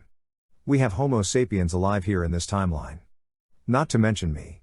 Whatever I am. See this rat I just ate? That could have been the rat that will pass on the genetic material that someday grows a smarter rat. And 50 million years from now, maybe that's the DNA, the stuff that's needed to push the earliest primate over the top. I may have wiped out the human race. He looked down at the fur and bones. And it wasn't even a very good rat. Too thin and stringy. One by one, we all looked at Jake. Oh, please. I'm supposed to decide things that may wipe out the human race? You're Batman, I said. I'm just Robin. The boy wonder, I added with a leer at Rachel. Jake shrugged. What are we supposed to do? Sit here and grow old, eating broccoli with the crab people? Never even try to go home? There is one other consideration, Axe said. We are here. Which means we were here, 65 million years in Earth's past. In other words, maybe our presence here is vital to the future. Maybe we did something that caused the future to happen the way it happened. Is anyone else's head exploding from all this? I asked. Great, Jake said, stomping a few steps in frustration, then turning around again. So if I suggest we attack the Nesk, maybe that wipes out the future. And if I suggest not to attack the Nesk, that could also wipe out the future. Excellent. Perfect. As long as it's all nice and clear. This decision may not be clear, Tobias said quietly. But another decision may be so obvious we can't ignore it. No one asked what he meant because at that point some Merkura showed up with more food. But I filed away his words. I filed them away in my head and I had the definite feeling I'd be double-clicking on that file again. Chapter 27, Axe. I am often amazed at Prince Jake's ability to make decisions. I call him my prince because any Andalite warrior needs a prince to serve. But I know that he is just a human youth, as I am an Andalite youth. And yet he is very impressive for a human youth. He understands instinctively that making no decision is also a decision. So he accepts the responsibility. If he were an Andalite, I have no doubt he would become a true prince. Still, he does very well for a human. In the end, we decided to go for it. That is a human expression. As I understand it, the expression means that without having any clear idea of why we should do something, we would do it anyway. We would attack at dawn. I asked why dawn. Tradition, Marco said. You do shootouts at high noon, you stretch in the 7th inning, you attack at dawn. Like much of human thinking, this is a mystery to me. You also get executed at dawn, Cassie said. Thank you, Cassie, for that bit of optimism. We had explained our plan to the Merkura. They approved. We would attack the nest home base and seize an explosive weapon. A bomb. A nuke, as my human friend said. Then we would return to the ocean and attempt to explode this nuke in such a way that it would close the Sario Rip and return us to our own time. I hoped the Merkura would have some idea how to do this. I certainly didn't. We learned about Sario Rips in school. But I wasn't really paying attention that day, and I can't be expected to remember all the things I learned in school. Can I? I was sure my human friends understood this. But to be absolutely sure, I mentioned it as we sped through the night toward the nest base aboard a ground-hugging Merkura transport. Prince Jake, you do understand that I have no idea precisely how or where or when to set off an explosion that will seal the Sario Rip? What? What? I was mistaken. It was clear from the expression he made with his human mouth, and the way his voice became loud and rose at the end toward a sort of shriek, and also by the way his eyes alternately narrowed and expanded, that Prince Jake had not been entirely clear on this point. I know that we should probably create an explosion. I don't know exactly when or where. Although it should be near the point where we first emerged into this world. I am sure of that. Mostly. Don't you think you might have mentioned this earlier? Marco said. Like before we signed on for this suicide mission? Look, we need the nuke, right? Rachel said. One way or the other, we need the nuke. So let's do it. Oh, I hate when she says let's do it, Marco moaned. I've changed my mind now. I can learn to like broccoli. One of the 3 Merkura with us scuttled around to face us. It opened a half-dozen eyes in a rapid flutter. We are close to the place we will leave you. It is on the edge of the nest defensive grid. As close as we can go. Approximately 0.0000268 light seconds from the base. Which would be? Prince Jake asked me. Approximately 5 of your miles, I translated. 5 miles? In the dark? Here in Cretaceous Park? Marco said. That's kind of a hike, isn't it? But the Merkura were firm. Any closer and the transport would be spotted and fired on. Success depended on surprise. We were to appear to be any bunch of wandering dinosaurs. Harmless to the nest. The transport came to rest amid jumbled rocks. The Merkura were very advanced when it came to force fields. But their ships were clunky and slow, compared to Andalite technology. Or what would be Andalite technology in 65 million years. It was very dark outside. The Merkura kept their exterior ships lights low. And as I trotted down the ramp, the brightest thing around was the comet. It was shockingly close now. The tail would certainly brush the planet as it passed. Dawn was still 2 hours away. We were to travel the 5 miles to the nest base in that time and be ready to move in as soon as the sun rose on the horizon. Take this, Andalite, the Merkura co-pilot said. With one of his hands he gave me a small communicator. A thought-speak communicator? Yes. The humans could not use it, but you will be able to. What is its purpose? You can inform us how the mission goes, the Merkura said. Are you offering to help? No. We cannot risk our limited ships and equipment. I nodded as if I understood. But I was puzzled. The Mercury scuttled back aboard their ship. It lifted silently off the ground with an intriguing violet glow, then sped away into the darkness. I don't know about the humans, but I felt extremely lonely. I am always alone, being the only Andalite on planet Earth. But now I was more alone than that. My own people would not exist for tens of millions of years. We were in the dark, a very deep darkness, beneath the glowing comet, in a past that was not my own, in a past filled with destructive monsters. From far off I heard, Hun Hun Rua. Then Prince Jake said, "Okay, let's morph." Chapter 28, Cassie. I didn't want to be here. I didn't want to be doing this. We didn't really have a plan. We didn't truly know what we were doing. But I couldn't sit it out. No way. Not when my friends were facing danger. I looked up. The comet was shockingly big in the sky. The tail spread a quarter of the distance from horizon to horizon. It was beautiful. But it frightened me. Ahead, in the direction of the nest base, there was a slight, reddish glow that seemed to hover in the air. I realized it was the summit of the volcano. "Okay, let's morph," Jake said. There was no doubt which morph he meant. This was not a place for my osprey or my dolphin, my skunk or even my wolf. This was dinosaur country. I had only one morph that was useful in this situation. Tyrannosaurus Rex. The tyrant lizard king. In all of Earth's history, all the millions of years and all the billions of animals that have come and gone, this one single creature was the most powerful predator. "I can't believe I'm stuck in a lousy little Deinonychus morph," Rachel complained. "You guys all get to do Big Daddy, and Tobias and I have to be Babysaurus." "I wish I wasn't doing it," I said. "Yeah, right," Rachel snorted. There are some things about Rachel I still don't understand. And things about me that must mystify her, I guess. Rachel loves the big predator morphs. I don't. I never want to hurt anyone or anything. Not even when I have to. Not even when there's no choice.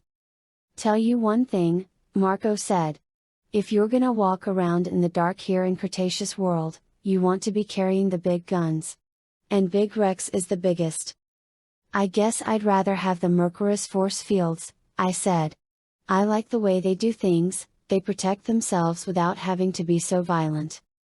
"They don't seem to object to our being violent for them," Tobias said. I looked to see him in the dark. He was already morphing. A man-sized dinosaur was growing from a bird. "Let's just do this, all right," Marco said impatiently. "I've been on the wrong end of a fight with a Tyrannosaurus, okay? I don't want to be standing around here debating in the dark when another one shows up looking for an early breakfast." Jake said, "Rachel, Tobias, you guys keep an eye on us. These are new morphs for the four of us. We may have some trouble adjusting." I took a deep breath. I guess I'd been hoping somehow we'd change our minds. But the time had come. I focused my mind on the Tyrannosaurus whose DNA was within me. And I let the changes begin. I expected to sprout right up. But the first changes were more subtle. My skin became rough and slightly loose. Like it didn't quite fit. Lizard skin. Crocodile skin.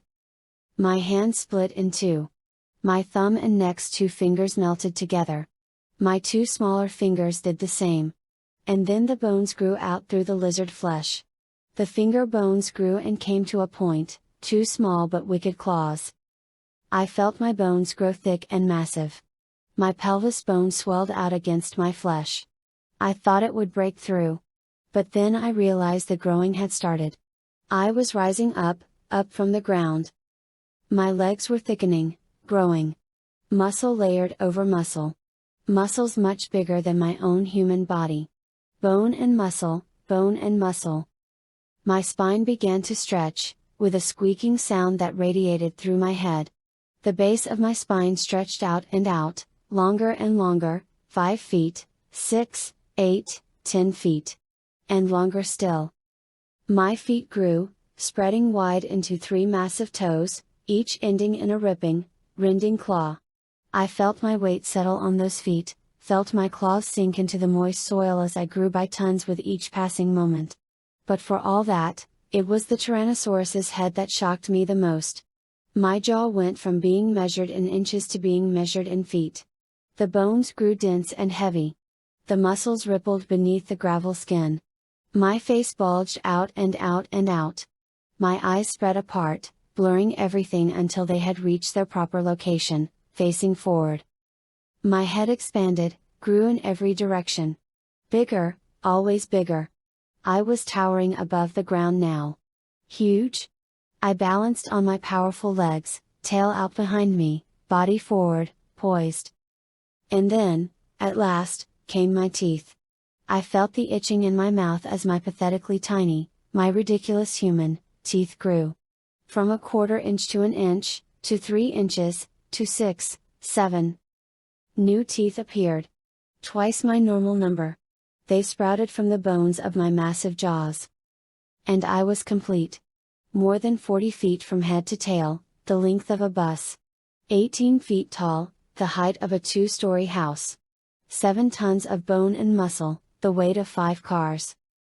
Power and speed and destruction made flesh. Power the world had never seen before and would never see again. I had become Tyrannosaurus Rex. King of the Dinosaurs. Chapter 29, Marco. Surrounded. I was surrounded by enemies. I could see them looming up around me. They would fight me for food. They would steal prey. They had entered my territory. I bellowed in rage. He-ru-ru-er. They answered, one by one. 4 of us together in one place. Impossible. My territory. Mine. He-ru-ru-er. I raged. But the others did not run away. They roared back at me. 4 huge voices cried, outrage. We bellowed and roared our threats, but no one ran away. I stamped my feet, one after the other. I swung my tail back and forth. The others did the same. They stamped their feet at me. At each other. Tails were swishing madly, ripping bushes and small trees out of the ground. The threat display was clear. Someone should back down. The only alternative was to do battle. He-ru-ru-er. We each cried, swaying as we stomped, swishing our tails, tossing our heads, opening our mouths wide to display our deadly teeth. Then, a scent. We each caught it at the same time. The bellowing stopped. I turned my head toward the smell. Darkness. But the scent was there, living flesh. Prey. You guys, you're losing it. Jake, Cassie, Marco, you guys are losing it.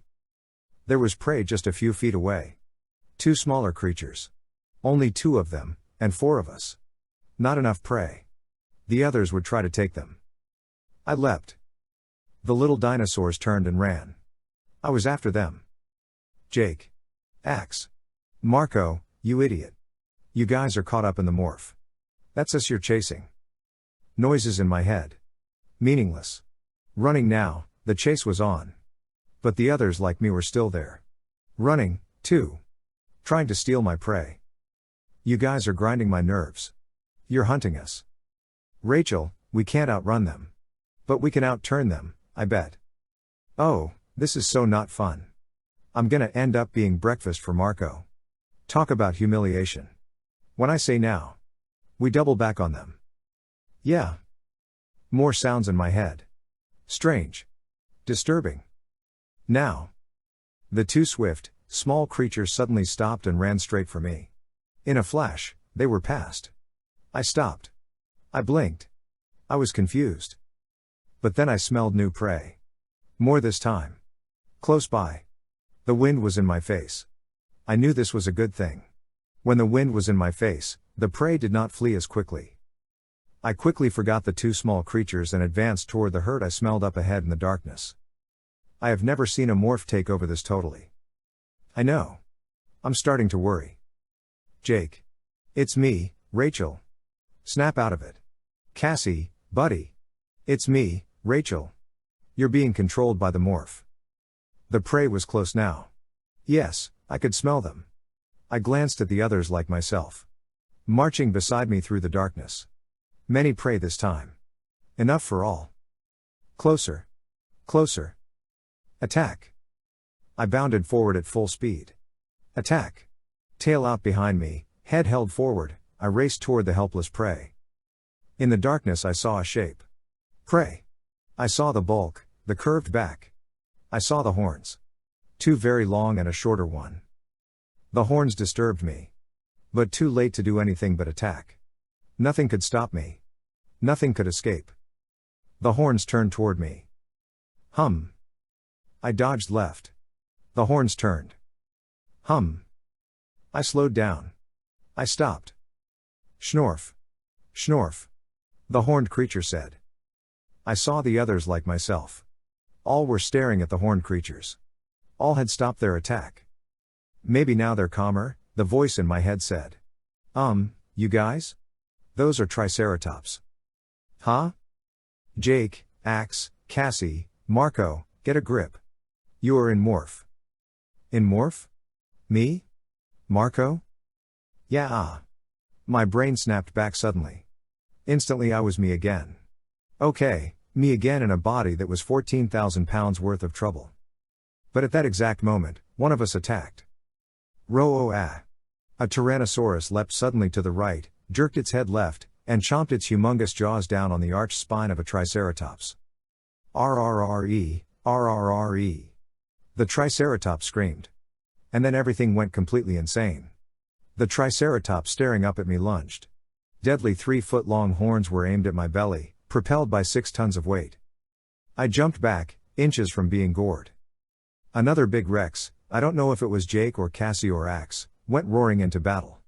The massive jaw tried to clamp on one horn and hold it. The battle was on. Tyrannosaurus versus Triceratops. The battle every kid with toy dinosaurs imagines. It was sheer, screaming madness. You idiots. Rachel roared. Back away. Back away.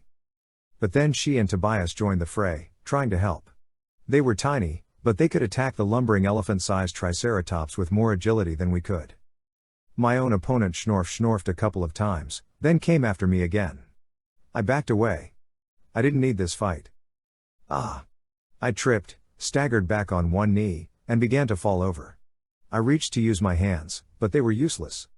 I hit the dirt on my side. The Triceratops was on me. Erg. 3 feet of horn rammed into me. It caught between 2 ribs. The pain was shocking and immediate.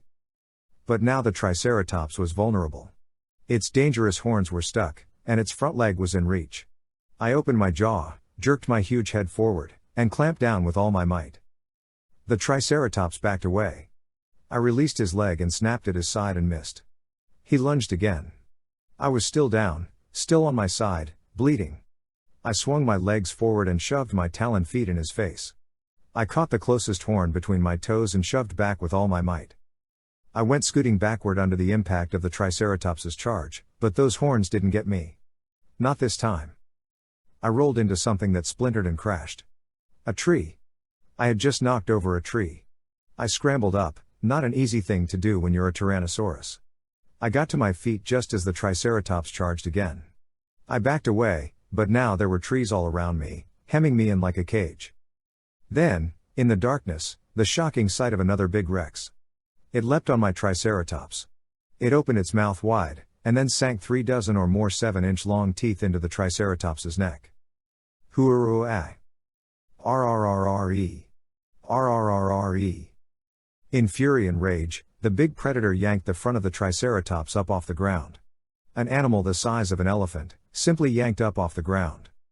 The Tyrannosaurus shook its head, shaking the screaming Triceratops like a dog worrying a bone. And then, the Triceratops stopped making sounds. It hung limp. The Tyrannosaurus dropped it and stood over the fallen creature. Ha ha ha oh, it bellowed in triumph. The sound shook the leaves in the trees. It rattled through my wounded belly. Ha ha ha oh. It screamed again. It was all the violence of nature, all the ruthlessness of the survival of the fittest, all the power of muscle and bone and claw and tooth, all the ageless, never-ending lust for conquest wrapped into one awesome roar. I braced myself, afraid it might attack me next. Jake? Is that you? I asked. No, a thought-speak voice replied. Chapter 30, Jake. Cassie stood roaring over the fallen Triceratops. She was the only one still caught up in the Tyrannosaurus's mind. It scared me. It scared me for her. She hadn't wanted to do this morph. And now it had seized control of her. Gentle Cassie was trapped in the mind of a killer. She swung her head around and glared at me, eyes mad with rage. "What do we do?" Rachel demanded. She was scared, too. It scared me all over again, knowing that Rachel was scared. Rachel doesn't scare easily. "Cassie!" Marco yelled. "Snap out of it." Cassie hunched over the Triceratops and began chowing down. It was an unbelievably gross scene. The sun was just coming up, and there in the pink glow, a creature as tall as a tree was devouring a creature the size of an elephant. I took a step forward on my massive clawed feet. Cassie spun her head around and bellowed a threat, "Stay away. It's mine." "Jake, you have to stay back," Tobias said. "You are invading her territory. That's her prey. She'll have no choice but to defend it. She'll annihilate you." "No. She might annihilate this Tyrannosaurus morph," I said. "But she would never hurt me." I knew what I had to do. I began to demorph. "Prince Jake. That is foolish. You will look like another prey animal to her." "No. She won't hurt me. She'll recognize me." I was shrinking already. "Jake, look," Marco said, "you may be exaggerating your charm, you know? And if she goes for you, that means we have to try and stop her." I hesitated. Marco was right. What if Cassie attacked? But I continued demorphing, shrinking, growing smaller and weaker all the time. The three tyrannosaurs loomed larger and larger above me. They looked to me like Tobias must look to a mouse. Even the Triceratops seemed as vast as a beached whale. Cassie watched me, curious. Her forward-looking yellow eyes glanced at me, then at her kill, then belligerently at the other dinosaurs. And then, slowly, as my own flesh emerged, as my hands grew human fingers, as my face flattened and hair grew and toes replaced claws, she blinked. "Oh, my God. What have I done?" she asked. She backed away from the Triceratops. "It's okay, Cassie," I said. "It was just a dinosaur." It was all I could think of to say. I knew it wouldn't help. You can't say just an animal to Cassie. "You got caught up in the morph," Rachel said. "It happens. All four of you did it." "Oh my God." Cassie cried in horror. "Cassie, look, it's not your fault," Rachel said. "It was the Tyrannosaurus. It was just being itself, you know? I told you guys I didn't want to do this morph." Cassie yelled. She began demorphing. But at the same time, I was returning to the Tyrannosaurus morph. "Cassie, you have to stay in morph," I said. "We have a mission." "No. I don't have to be this killer." "Yes, you do, because we need to go kick some butt on these space ants, all right?" Marco said. "Cassie, come on," Rachel said. "We need you." I destroyed a living creature.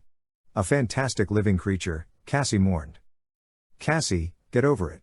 This is the late Cretaceous, according to Bird Boy here," Marco said coldly. "There are no humans. No human civilization. No human morality or religion or philosophy. This is hardcore nature. We're down to survival, here. Survival. That's all that counts." "Surviving and getting home," Rachel amended. "There are humans here," Cassie said. "Us. We are human civilization. We have all that stuff inside us. It doesn't matter what year it is." "Okay, you're right," Marco snapped. "It doesn't matter. If this were 1998 or 2000 or 2121, it would still come down to surviving. And when it's down to kill or be killed, all that morality and guilt and all is crap." Cassie stopped morphing. For a while no one said anything. Then, at last, Cassie said, "You know something, Marco? You're my friend. I'd do almost anything for you. But you're wrong. Yeah, we're just animals ourselves. But we're the animals who can think. We're the animals who can imagine something better than kill or be killed. I don't think predators are immoral. I'm not an idiot, whatever you may think. But I'm a human, okay? And I have to think and care, and I have to feel things. Otherwise I might as well be some gangbanger, or a Nazi or a Yerk," Axe supplied. I had finished morphing back to Tyrannosaurus. I waited for Marco to toss out some clever comeback. It never came. Instead, as we once again headed for the nest camp, I heard him whisper so that no one but me could hear. You know, Jake? I see why you like that girl. Chapter 31, Axe. The sun had fully risen by the time we arrived at the nest base. It was near the lowest slopes of the volcano at a place where a rushing stream came down through the pockmarked gray rocks and gave rise to sparse vegetation. It was very obviously a military base, not like the peaceful agricultural town the Mercury had built. There were perimeter defenses in the form of robot towers 30 feet tall. The towers bristled with several different types of energy weapons. I could see that widely differing technologies were in use. Obviously the Mercury were correct, the Nesk were scavengers. They had stolen these weapons from a variety of races. The same was true of the spacecraft parked within the camp. There were two of the small pyramidal ships Rachel and Tobias had described. But there was also a ship in the more classic airfoil design, as well as very odd oval-shaped craft. There was little obvious activity within the camp. But then, the Nesk are a strange race. Essentially social insects with the ability to unite and cooperate to a stunning degree. The bodies they formed were only assembled in order to operate the weapons and ships they had stolen. The rest of the time, I assumed, they remained as insects. Okay, everybody keep moving forward. Casual? Like we're all out for a nice morning walk. Axe, what do you make of it? Prince Jake asked. I think the Mercury were correct and the Nesk have no interest in dinosaurs, I said. Those two creatures over there may have walked right through the base, judging by their present locations. Iguanodons, Tobias said. Do you see the mound? Cassie asked. Looks like a dirt pile, except it's so tall and narrow. That may be their mound. Like a termite mound. That's where their queen will be. I had seen the mound. But I hadn't paid it any attention. Now I looked closer. The mound is defended. Motion detectors tied to what are probably stun weapons. Dinosaurs may travel freely through the base, but the Nesk protect their mound. So where do we find these alleged nukes? Rachel asked impatiently. Warehouses or storage rooms over there, Marco said. 3 of them in a row. If it were me, I'd put my most valuable stuff in the middle one. It's more protected. On the other hand, I don't see any guards. I agree, I said. But there are probably thousands of guards. Remember, the Nesk will only assemble into a larger creature if they have to hold weapons. But the individual insects are everywhere throughout the camp. Okay, Prince Jake said. Here's what we do. Axe and Rachel, head straight for the center warehouse. Axe to point out a nuke, Rachel to grab it, because those Deinonychus hands work better than the big Rexes. Marco and Tobias flank to the left. Me and Cassie to the right. We rip open that storeroom, get what we came for, and head for the trees over there. I felt nervous. Not about possible battle. Well, yes, about that, too. But mostly, I felt nervous about identifying the nuke. Explosive weapons come in thousands of different shapes and sizes. Some are as big as human automobiles, most are much smaller. Andalite explosive weapons are usually no bigger than a human baseball. Ready? Prince Jake asked. Been ready, Rachel grumbled. Okay, everyone just keep moving like we're dinosaurs. Which, thanks to the fact that our lives are totally, completely insane, we actually are, Marco said. I mean, does anyone else think it's just plain weird that we're dinosaurs, getting ready to steal a nuclear weapon from a bunch of ant-like aliens, 65 million years before the first human being ever said, hey, I know what, let's try cooking the meat this time? Does anyone else find this slightly nuts? Nope, Rachel said. We advanced on the base, not exactly stealthily. There was a definite impact sound each time my Tyrannosaurus foot hit the ground. I focused on the center storeroom. I glanced over to the trees. The Nest ships would have a hard time following us through the trees. But getting to them would be difficult.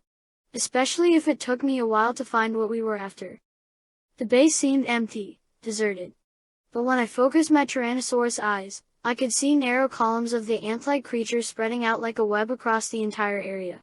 When I lowered my foot near one of the columns, it simply swerved aside. We passed closer to the small, oval ship. It was perhaps twice the size of an Andalite fighter, but it was made up of 3 interlocking oval tubes. I wished I had time to study it.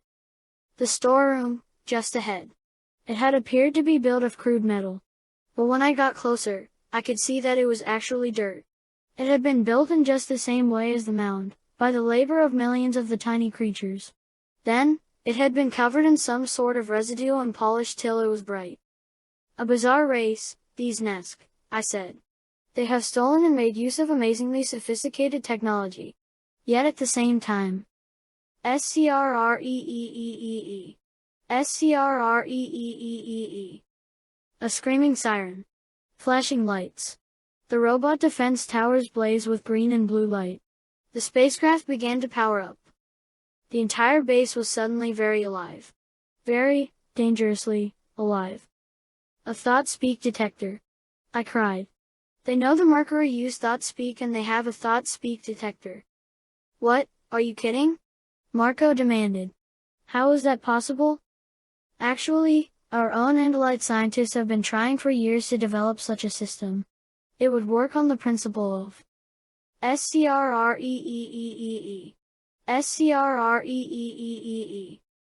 Here they come. Cassie yelled. From the mound. Here they come. A red-black river of nests poured from the mound. More belched up from the ground beneath us. The soil was alive with them. Millions, millions of them. Let's do this. Rachel cried. I leapt toward the warehouse. I kicked with my powerful Tyrannosaurus leg and knocked a small hole in the walls. I kicked again. The hole grew only slightly. Marco. Go help Axe. Prince Jake said. Soon there were 2 Tyrannosaurs attacking the mud wall. This is so Godzilla. Marco said with a giddy laugh. After this, we head for Tokyo. Suddenly, the wall collapsed. I was inside. But I was too tall. My head emerged above the roof of the building. I would have to crumble the roof, too. And each chunk of roof that fell hid more of the things inside the storeroom. Rachel vaulted past me and began to dig through boxes and crates, the stolen remnants of a dozen alien civilizations. She used her claws to rip them open, scattering their contents, even as chunks of the roof fell on her. The ships are starting to get off the ground. Tobias yelled. Prince Jake, I said urgently. You can attack the ships more easily before they get in the air. Yeah, I thought of that, he said grimly. Axe, you and Rachel stay on it, man. Everyone else, let's see just how much damage these dinos can do. Chapter 32, Tobias. 1 minute we were standing in a ghost town. The next minute it was like being trapped in the middle of an out-of-control video arcade. Lights. Sirens. Spaceships powering up. The robot security towers shining broad-spectrum floodlights everywhere. And worst of all, millions of Nesk everywhere. But they hadn't attacked us. They haven't figured out it's us, I said. They don't know where the thought speak is coming from. They haven't figured out it's coming from us. They will, soon enough, Rachel said. Axe and I are ripping their building apart. They'll figure it out. That weird oval-looking ship is powering up fastest, Jake said. Let's get it. 3 huge Tyrannosaurs began stomping toward the ship. I ran ahead of them, faster and more agile in my Deinonychus morph. There wasn't much I could do to damage the ship. Except. I leapt, landed on the outer oval, just as the ship began to rise from the ground. Crunch. My weight tipped the ship sideways, slamming the outer ring down into the dirt. And then. Wham! It was like having someone drop a house on the other end of your seesaw. I flew through the air, cartwheeled, landed on my dinosaur butt and rolled to my feet. Cassie had mimicked me. Only when she leapt in a much, much larger way. Her massive tonnage ripped open the steel hull, crumpled it like aluminum foil, and flattened a segment of it in the dirt. Cool, she said. See? I don't mind stomping machines. Are you okay, Tobias? Well, my dignity is hurt, I said. That pyramid-looking ship over there. We turned and raced toward the second ship. Found one. Axe yelled suddenly. I don't know the yield, but it's definitely an explosive device. Then haul butt. Jake cried. Rachel, can you carry it? Already have it. Do we take out the pyramid ship or run? Cassie asked. Axe and Rachel, get that nuke out of here, The rest of us will stay and do some more damage. Maybe make it harder for them to come after us. I ran for the pyramid-shaped fighter. But the Nesk had figured out what was happening. They'd made the mental breakthrough. It was the dinosaurs who'd become their enemy. Once they figured that out, the Nesk got nasty. Zap! A bolt of energy from the nearest robot tower blew a hole in the ground, right where I'd been standing a split second earlier. I felt a jolt of pain. The back half of my left foot was burned off. I staggered on, but now the pyramid fighter was turning toward us, bringing its weapons to bear. I ran full at it, but the wound slowed me down. Jake passed me and bounded through the air, tons of muscle and bone becoming one big projectile. He hit the pyramid fighter just as the fighter fired. Ch. Whoomph. The fighter went rocketing sideways, out of control. And at that moment a second robot tower fired. Sap. Ku-bla-oom. The energy weapon hit the fighter. It exploded, becoming a small sun of brilliant orange and yellow light. The impact hit me in the side. I was in the dirt before I knew what had happened. Up I jumped, but my leg was weak as the first injury drained its strength away. Stinging. The Nesk were all over me, biting, stinging, attacking in the most primitive way. It was really bizarre. The Nesk were frying everything in sight with highly advanced energy weapons, and at the same time, biting. Okay, that's it. Head for the trees. Jake yelled. He didn't have to tell me twice.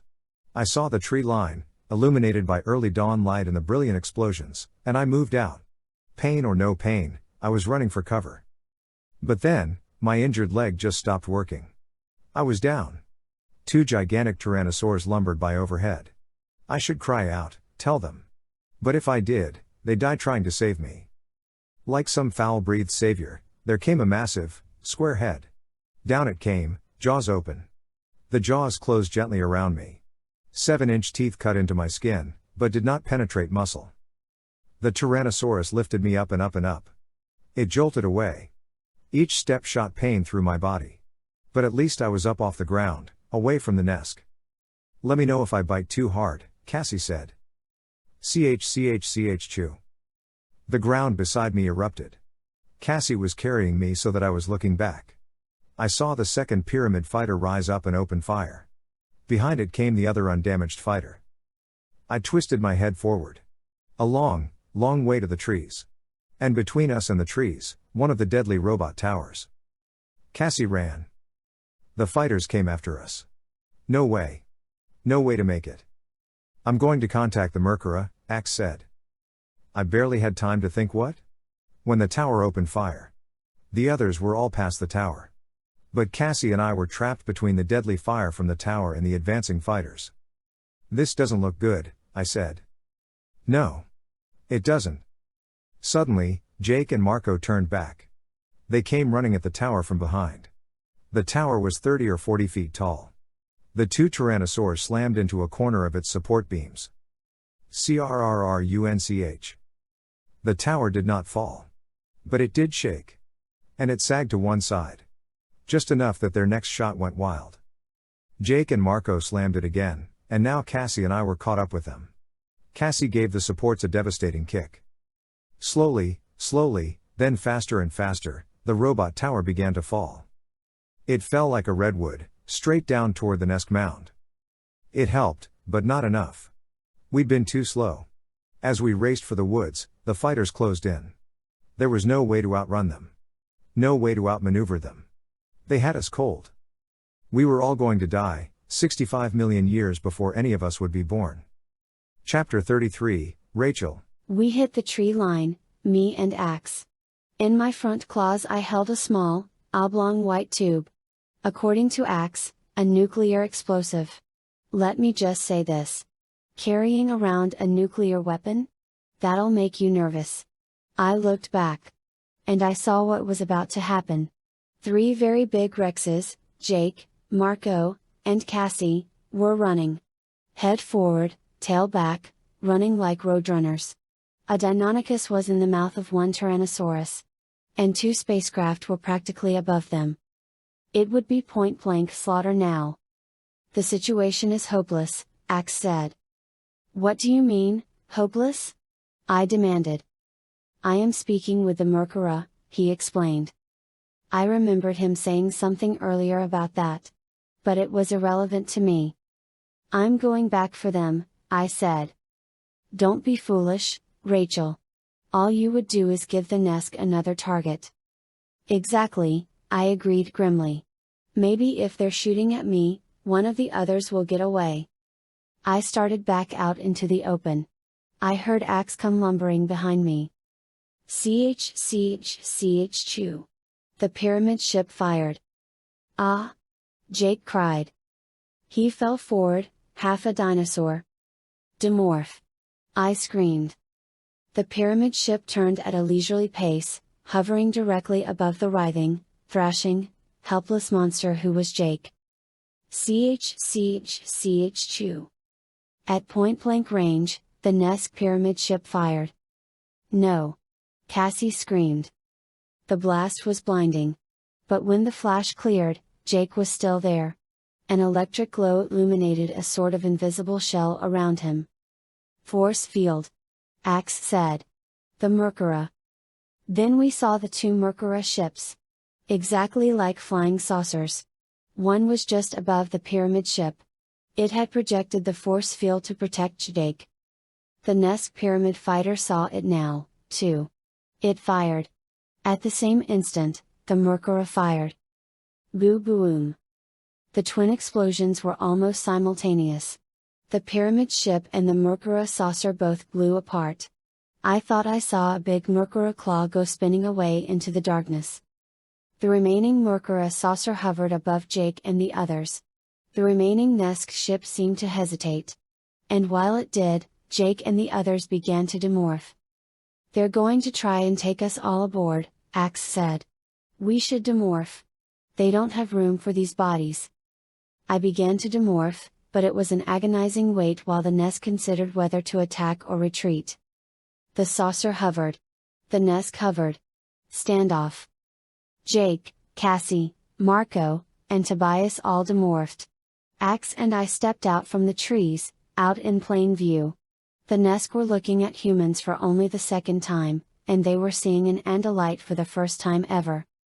What do you think they're going to make of you? I asked Axe. Perhaps they will think that the Merkura have acquired powerful new allies, Axe said. As if the Nesk had heard him, their ship suddenly veered off and retreated to the wreckage of the base. I laughed. Guess you're right, Axe. Looks like the Nesk have had enough. Modern age or Cretaceous, no one can beat the team of human and Andalite. The Merkura saucer picked us up, us and our little nuke. But they were a grim, depressed bunch of aliens. It was hard to tell at first. But then I noticed that each of them was minus one of their smaller legs. There were just oozing stumps. What happened to your legs?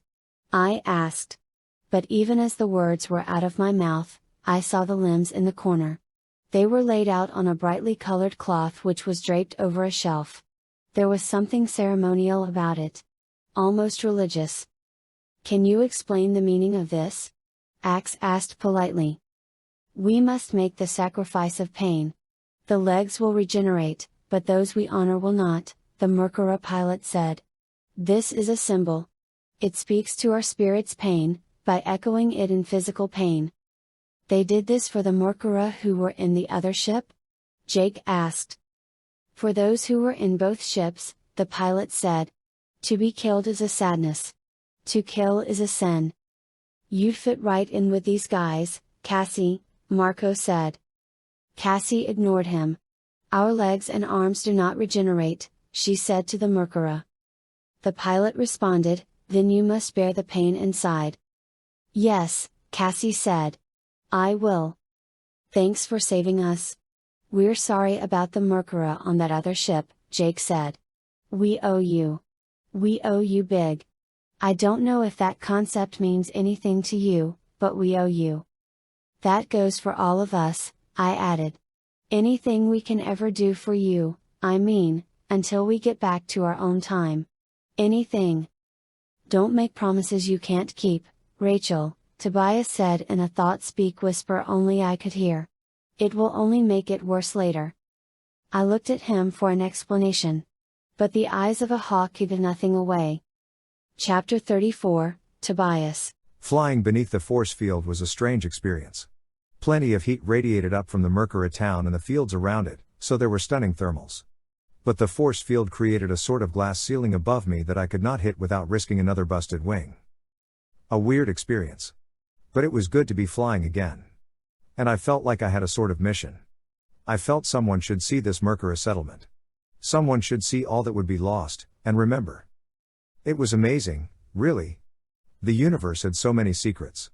Who would have guessed that so long before the humans and the Andalites and Yariks would even appear on the screen to play out their own life and death struggle, there had been an earlier war for Earth. Through the slight distortion of the force field I could see the pteranodons in their cliffside nests. I wondered how they hunted and what they caught in this strange situation. But who could tell? Like all living things, they were doing their best to adapt. They were looking to eat without being eaten. Same as my life as a hawk. The same old cycle, life trying to stay alive by any means it could find. Life trying to survive the enemies of disease, hunger, fire, flood, and all the animals who were bigger and badder. I felt the warm wind fill my wings. I turned and circled upward till I could see the entire valley and feel the force field just inches above me. Somehow the Mercury had figured out how to let the rising air pass through the field. They were a smart, advanced, and decent race. I hoped somewhere out in the galaxy there were other Mercury colonies. Down below, down on what could almost be a street, I saw my friends talking to some excited Mercury. I spilled air and began to dive. Sometimes there's nothing more relaxing than a hurtling dive through the air. I perched on a land vehicle that was parked near the others. "What's up?"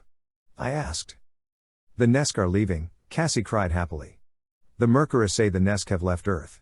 Their orbital ships came down and removed everything from the base." "Looks like the good guys won," Rachel said. "I think the Nesk saw that the Mercury had some new friends, some serious, butt-kicking new friends," she laughed, mocking her own bravado. "Yeah. Guess so, huh?" I said. The Mercury celebrated their victory that afternoon and into the evening. They celebrated by plowing up another 100 acres at the edge of the colony and planting seeds. The others and I went to the rooms they'd set aside for us. We ate the food they'd provided, and rested on the shaped force fields that passed for furniture. Night fell, and through the window the comet seemed to fill the sky. I perched where I could watch it. "So okay, now we have to figure out where and when to use this nuke," Jake said. "The Mercury have agreed to let us use their computers," Axe said. "With their help, I can probably recreate the theory behind Sario Rips, and then come up with an accurate plan." Jake nodded. "Good. Great. Take your time, Axe. Do it right." "Yeah, why rush? We have all the broccoli we could possibly need," Marco said, making a face of utter disgust. I watched the night deepen. I watched the head of the comet. And then, I saw it, a stab of flame that shot from the side of the bright white comet head. Blue flame, at a right angle to the trajectory of the comet. I felt my heart skip a beat. The Mercury noticed it, too. From the streets outside there came a wailing siren. "What's that?" Marco asked. "Sounds like the cops." Jake shrugged. "Who knows with the Mercury? There's some strange aliens. Maybe it's Mercury music." Several minutes later, 2 Mercury came bursting into the room. Their eyes were fluttering open and shut at an alarming rate. Their 2 weak-looking hands were waving wildly. "The Nesk. They cannot accept their defeat. They have decided if they cannot have this planet, then neither can we." "What do you mean?" Cassie asked. "They have diverted the comet. The comet is now on a trajectory for impact on this planet. Here, on this very settlement. In little more than a day, the comet will strike." "We can't let that happen," Cassie said. "You can't just give up. Isn't there some way you can, I don't know, push it the other way?" The Mercury responded, "Even our most powerful force field could not move the comet. There is only one chance. The explosive device you took from the Nesk, we could use our last ship, carry it to the comet and explode the device. It might fragment the comet's head. However, they don't want to ask us for the nuke," Jake said. "That's carrying politeness a long way," Marco said. "If it was me, I'd be like, hand that over, pal." "If we give up the nuke, we have no way home," Rachel pointed out. "We have no choice," Cassie said. "Are the 6 of us more important than this entire settlement? Are we supposed to condemn them to death just because we want to get home again?" "Wait a minute, are you serious?" Marco demanded. We're gonna give up our only ticket out of here? I don't think so. Axe, if that comet hits, how much damage will it do? Jake asked. But Axe couldn't answer. He was distracted by what I was telling him in private thought speak. Distracted by what I was asking him to do. To the Merkura I said, please give us a couple of minutes to consider. Come back then. They left. I met Axe's gaze. He was looking at me with his two main eyes. His stalk eyes were staring down at the small but devastating weapon he now held in his hands. Chapter 35, Cassie. The Merkura went away. And when they came back, we gave them the nuke. I was surprised by the final vote. It was 4-2, with Rachel and Marco against. I guess Jake felt he owed his life to the Merkura. Same as I felt. But I was surprised by the quiet way that Tobias and Axe went along. Neither of them said anything. Just voted with Jake and me. The Merkura took the weapon and raced to their remaining saucer. I watched from the window as it began to power up. We need to get out of here, Tobias said, speaking at last. Why? We have to be far, far from here when that comet hits. What do you mean, when it hits? I demanded. The Merkura think this will work. They think they can break it up into small chunks that will burn up entering the atmosphere. Tobias stared at me with his cold hawk eyes. The nuke won't explode. Axe fixed it so it'll be a dud. And he fixed it so the Merkura won't know till it's too late. I just stared. We all did. Wait a minute, Marco said. If we're not using it, we better hope the Merkura can. Hey, genius, we're down here, too. That comet hits and we get pounded 5 miles down through solid rock. That's gonna hurt. No time to explain now, Tobias said. Everyone morph to birds. We need to haul out of here in a couple minutes. Tobias, what have you done? I demanded. I did what had to be done, all right. Tobias yelled in a blaze of sudden anger. I did what had to be done. I made the call, so that none of you would have to feel bad about it. You need to explain this right now, Jake said in the low, silky voice he uses when he's really mad.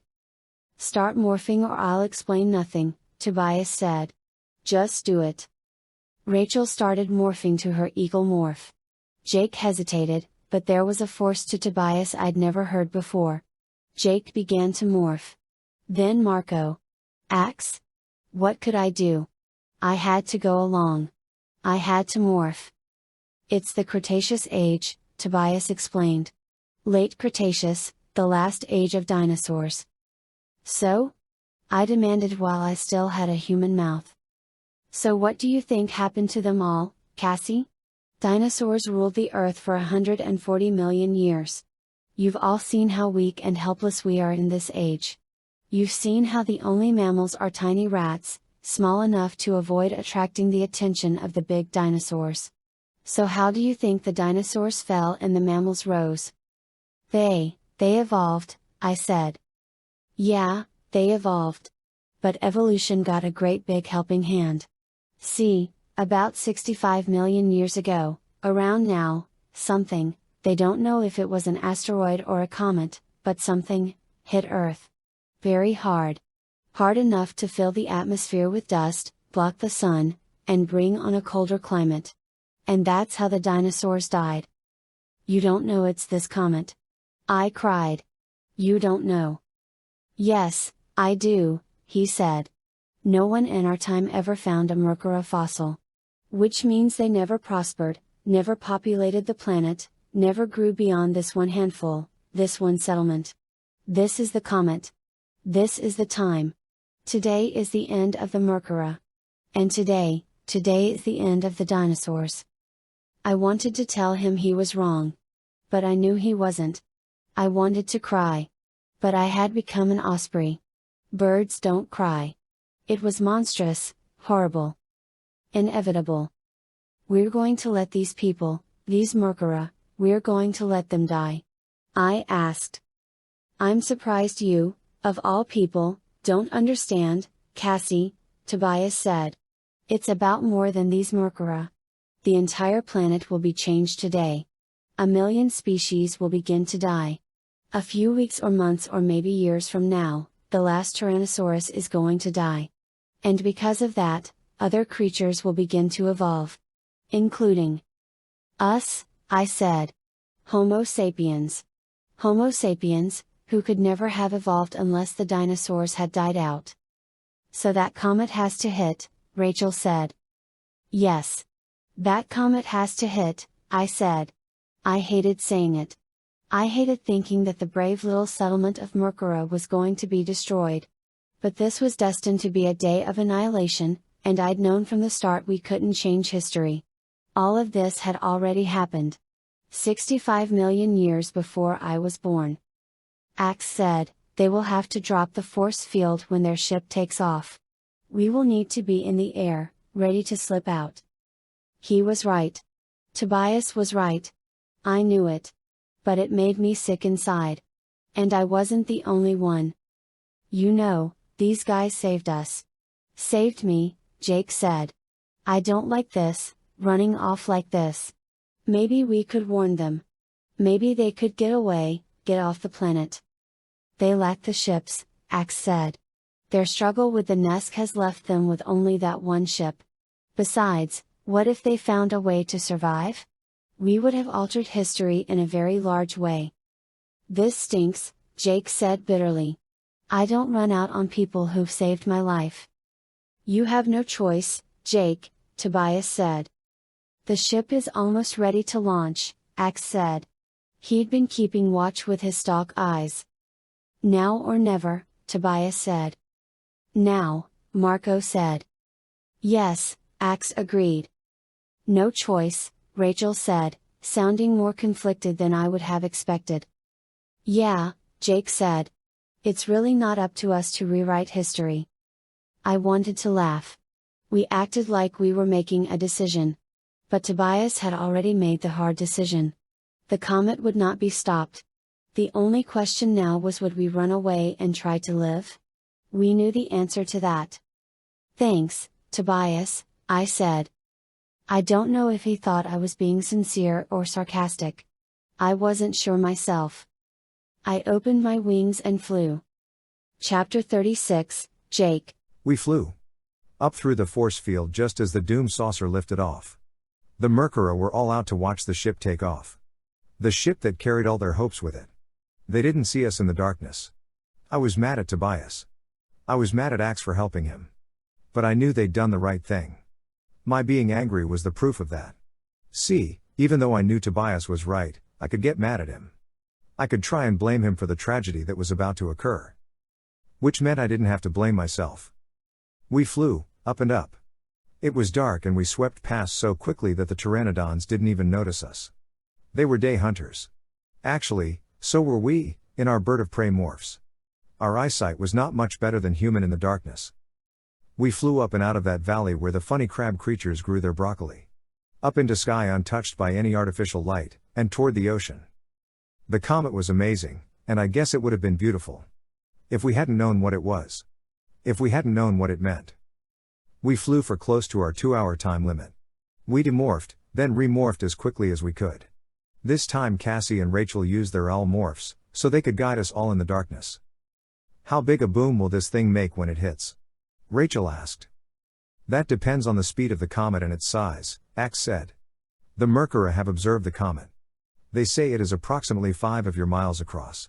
It is approaching at a speed of 15 miles per second. Per second? Marco asked. Yes.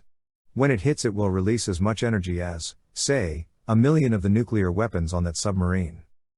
Excuse me? 1 million nukes? Well, assuming the nukes are reasonably well-made examples of primitive nuclear technology. I am being very approximate, Axe said. There will be shock waves. One shock wave will go forward into and through the Earth.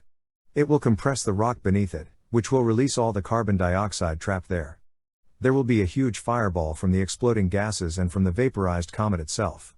Everything within 100 miles or so, every animal, every plant, everything, will be incinerated. There will be a huge crater, maybe 10, 20 miles deep.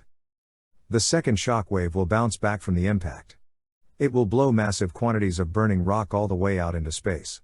These burning rocks will fall across a wide area. As they re-enter the atmosphere, they will probably cause a massive heat wave, so hot that trees and grass will catch fire and burn. Any living thing out in the open will be cooked alive as. Enough. Cassie cried. Yeah. That's probably enough information, I agreed. The question is, how do we live through this? And are we sure we want to? Tobias said darkly. The next few years on planet Earth will not be fun. First fire, then darkness. Darkness and cold and death everywhere. Look, I'm interested in surviving, Rachel said. Period. The shock wave is the first threat, then the intense heat, Axe said. When the comet strikes, perhaps we should be in the water. We're better off flying till the last minute, I said. We'll make more distance. We follow the coast north, then, at the last minute, we head out to sea. We flew. All through that night, only stopping to demorph every 2 hours. The sun rose over a scene of breathtaking beauty. We were over a river delta. 100 glistening streams all heading for the ocean. And in that lushness, the dinosaurs. Slow triceratops, and herds of huge saltosaurus, the long-necked, long-tailed dinosaurs we'd encountered before. There were hadrosaurs and gigantic crocodiles and pteranodons diving for fish. Great, lumbering giants.